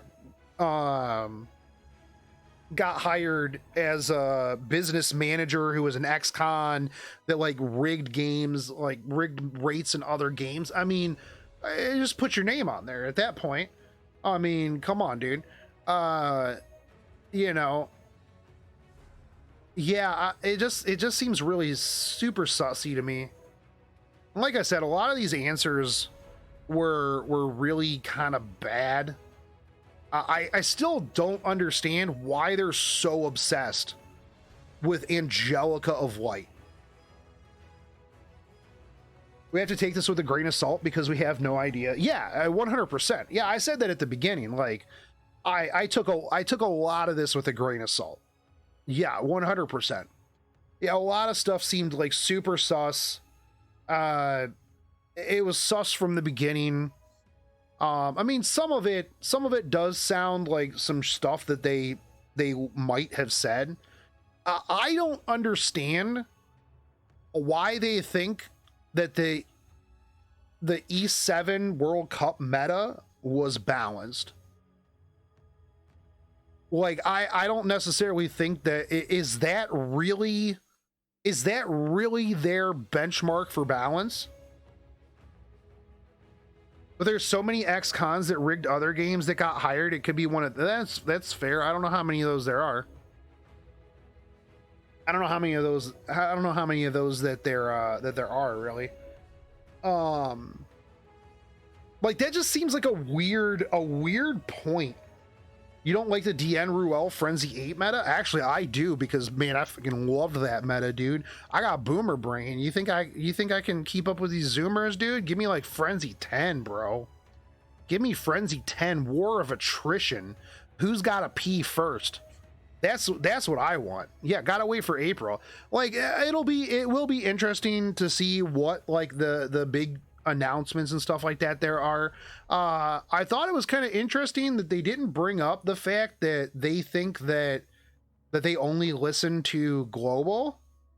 But it does bug me that they still want communication. And I'll tell you right now, the demand of an apology from the CEO and director Yuna and stuff like that, nah, man. That's entitlement extreme. Like, that's way too much. That's way too much. Like, what do they have to apologize for? What, because some people were mad at Angelica of Light? Big change is that Smilegate is going to buy Sony and make E8 an MMORPG. Okay, let's go, boys. Hell yeah, dude. I'm down for that. Yeah. Conclusion, lots of apologies. Which they shouldn't have to be, dude. I don't think that they should have to apologize. Apologize for what? The players, the KR players' perceived lack of communication, which isn't really a lack of communication, but just not communication that they want. We're very sorry that AOL wrecked you. Get wrecked, boys. Yeah. Remember their recent anniversary login event? Director Yuna gave us more than the staff wanted to give us, on top of 70 summons. Kind of bad to demand that stuff. I mean, I just don't think that they need to apologize. Like, what do they need to apologize for? Like, that's the thing, is you see people all the time that are like, we demand an apology. We demand an apology. We require an apology. And it's like, an apology for what? Yeah, sorry you have no bitches? No molas? Yeah, yeah, sorry that you quit the game. But like, here's the thing. And I'll say this again and again and again and again. If you are so unhappy with a game that you review bomb it, false flag their YouTube, and demand that the CEO apologizes to you, just go play something else. Just literally go do something else. Go touch some grass, go touch some grace. Go play some The Lost Ark. Go play some literally anything else. That's just how toxic cancel culture is in KR. And I mean, I'll go back to what I say. If that's their culture and that's just how they are over there, then they should change. I don't think that it's right. People will come out and they'll be like, well, that's just their way that they are over there. It doesn't mean that it's right. I mean, it's just a cop out. Stop being shitty. Stop being toxic. Stop the cancel culture. It's fucking stupid. I hate it. It doesn't make it right just because that's just the way that it is. And it should change, but they don't. Yeah, no, 100%. Yeah, I mean, they're not going to. It's like trying to tell Twitter, hey, stop being garbage. I mean, it's just, yeeting my opinion into the void, But I mean, I'll still say it. I'll still say it 100%. It's just, it seems like on a lot of my videos, people will be like, well, that's just how it is. Well, it doesn't make it right. And I'll criticize the shit out of them for being trash, being toxic. Yeah, it's like, like we said before, it's not just with games, celebrities, streamers, idols, everyone gets dragged and toxic. Yeah, dude, I mean, yeah, exactly. That still doesn't make it right. Is KR or JP the culture that's insane overworking mindset? Oh, that's JP. That just takes themselves out to the forest. If going to Twitter and telling them to stop being garbage would work, I still wouldn't do it because I would have to go to Twitter. Yeah, 100%. It's rough. I hate that I have to have a social media presence there. It's garbage. I just go there for memes and Final Fantasy 14 and cosplayers. That's really all that you need to go there for. But still, yeah, I honestly think that E7 should just tell him to suck it up. I don't really like cancel culture. I don't think that companies in general, if you're making a game, I don't think that you need to cater to your player base, because let's be real, the vast majority of people who play games, the player base is stupid. You're not a dev. If you were, if you could successfully create a mobile game that caters to everybody and makes everybody happy, then do it. But like most people, they're like, well, we want balance. And it's like, okay, well, how do we do that? Well, I don't know. Well, we want more PvE content. Okay, well, like, what do you want? Well, I don't know, but we want more of it. Yeah, there's a reason they're playing a game versus creating one. Yeah, 100%. People complain about not having certain things all the time, but they have no solution. They just know that whatever it is that they don't like right now is what they don't like, and they don't have a better way to fix it. They're like, well, you're the game company, just fix it. They're like, well, we think that with our plan, this isn't bad. And it's the vocal minority too. Like I said, I could call up some of my casual friends, or like even my moderately playing friends that don't really care about social media and don't like follow any of this stuff. And I'd be like, hey, do you follow any? Like, do you know anything about this? And they'd be like, I have no clue what you're talking about, dude. They're like, I just farm Wyvern 13 all day, and then I go get wrecked in RTA for a bit, and then I go farm Wyvern 13 some more. It's an honest day's work. And again, I've said this a ton throughout this video, and this is probably what I'm going to leave it on, and then I'm going to go do something else, because I've been talking about this for over 3 hours now. People focus too much on the negative when it comes to Epic 7, and not all of the amazing things that we have gotten since day one. If you go back and look at day one and you look at now, it's a completely different game. For the most part, for the better. They have put in tons of quality of life. They communicate with us more than most gacha games. More than most games in general. I mean, the simple fact we get a bi-weekly podcast or bi-weekly announcement stream. We get, we get streams where they talk about the new stuff that's coming up. We get podcasts with the community. We get all kinds of other stuff that have been just, things have gotten a lot better, and nobody ever gives them credit for that. Because if you give them credit for that, you are a white knight bootlicker. The moment that you say, hey, look, you know what? Yeah, Angelica of Light, kind of toxic. Sea Lily is very toxic.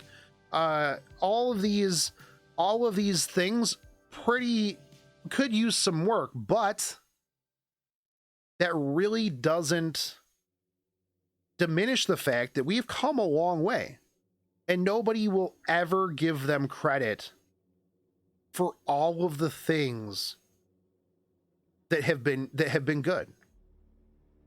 They only look at the negative because it's so much easier to be mad about something than to look at something objectively and go, you know what? Yeah, things have gotten a lot better. And people will quit. They'll get mad. They'll quit. They'll go play some other stuff. And they'll come back to Epic 7. They'll take a break. And then they'll come back to Epic 7. Yeah. But the moment that you ever say, you know what? Things, yeah, is RTA kind of boring because of the meta? Yeah. Could it be changed? Yeah. But you know what? Overall, it's not that bad of a game. Are you pushing for Emperor? Are you pushing for Legend? Yeah, it kind of sucks. Yeah, 100%. But if you're playing just kind of casual, if you're just playing to have fun, there's a lot of things that you can do in this game to have fun. If you are just focusing on high tier RTA, yeah, you're probably not going to have fun. Just have fun, dude. Also pisses me off when they're having fun on stream and people say they're just stalling. Do you let them have fun? Yeah, do you let whoever on stream have fun, man? That's really the what it is at the end of the day. It's not that bad, but can it be better? There's always room for improvement. Well, yeah, there's literally always room for improvement in anything. But that doesn't diminish the things that are good. At the end of the day, I mean, it's come a really, really long way. And I'm not saying the thing that I mentioned earlier where, oh, well, just because something else is bad doesn't make this good. That's true. There's always room for improvement. There's room for improvement in literally everything. There's never a time where something is perfect and could never be better. But at the same time, is it better for everybody or is it better for you? Everybody wants the game catered to them specifically, myself included. It's just the way that people are. But is it fun? Does every change have to be fun for you or for the overall player base? If everybody is having fun doing one thing, but you're not having fun, take the question earlier where they said that they didn't like the story. Are you not having fun with the story, or is everybody not having fun with the story? Like, if you don't like the story, that's fine. But are you the one person that doesn't like the story? Then why should it cater to that one person? You know what I'm saying? Automation Tower is kind of lit, but AOL exists, so, yeah, pretty much. Yeah, I completely agree. I completely agree. But I'm going to end the video here. If you guys like this content and you actually stuck through 3 hours and 7 to 10 minutes, depending on the intro and outro, it's just, you got a lot of fortitude to sit through that. Or you were just in stream and then you skipped to the end and then you commented on the video that you sat through all of it. Because technically the people who were here on stream did sit through all of it. Most of you, probably. Anyways, thanks. I'll catch you guys on the next one. Peace.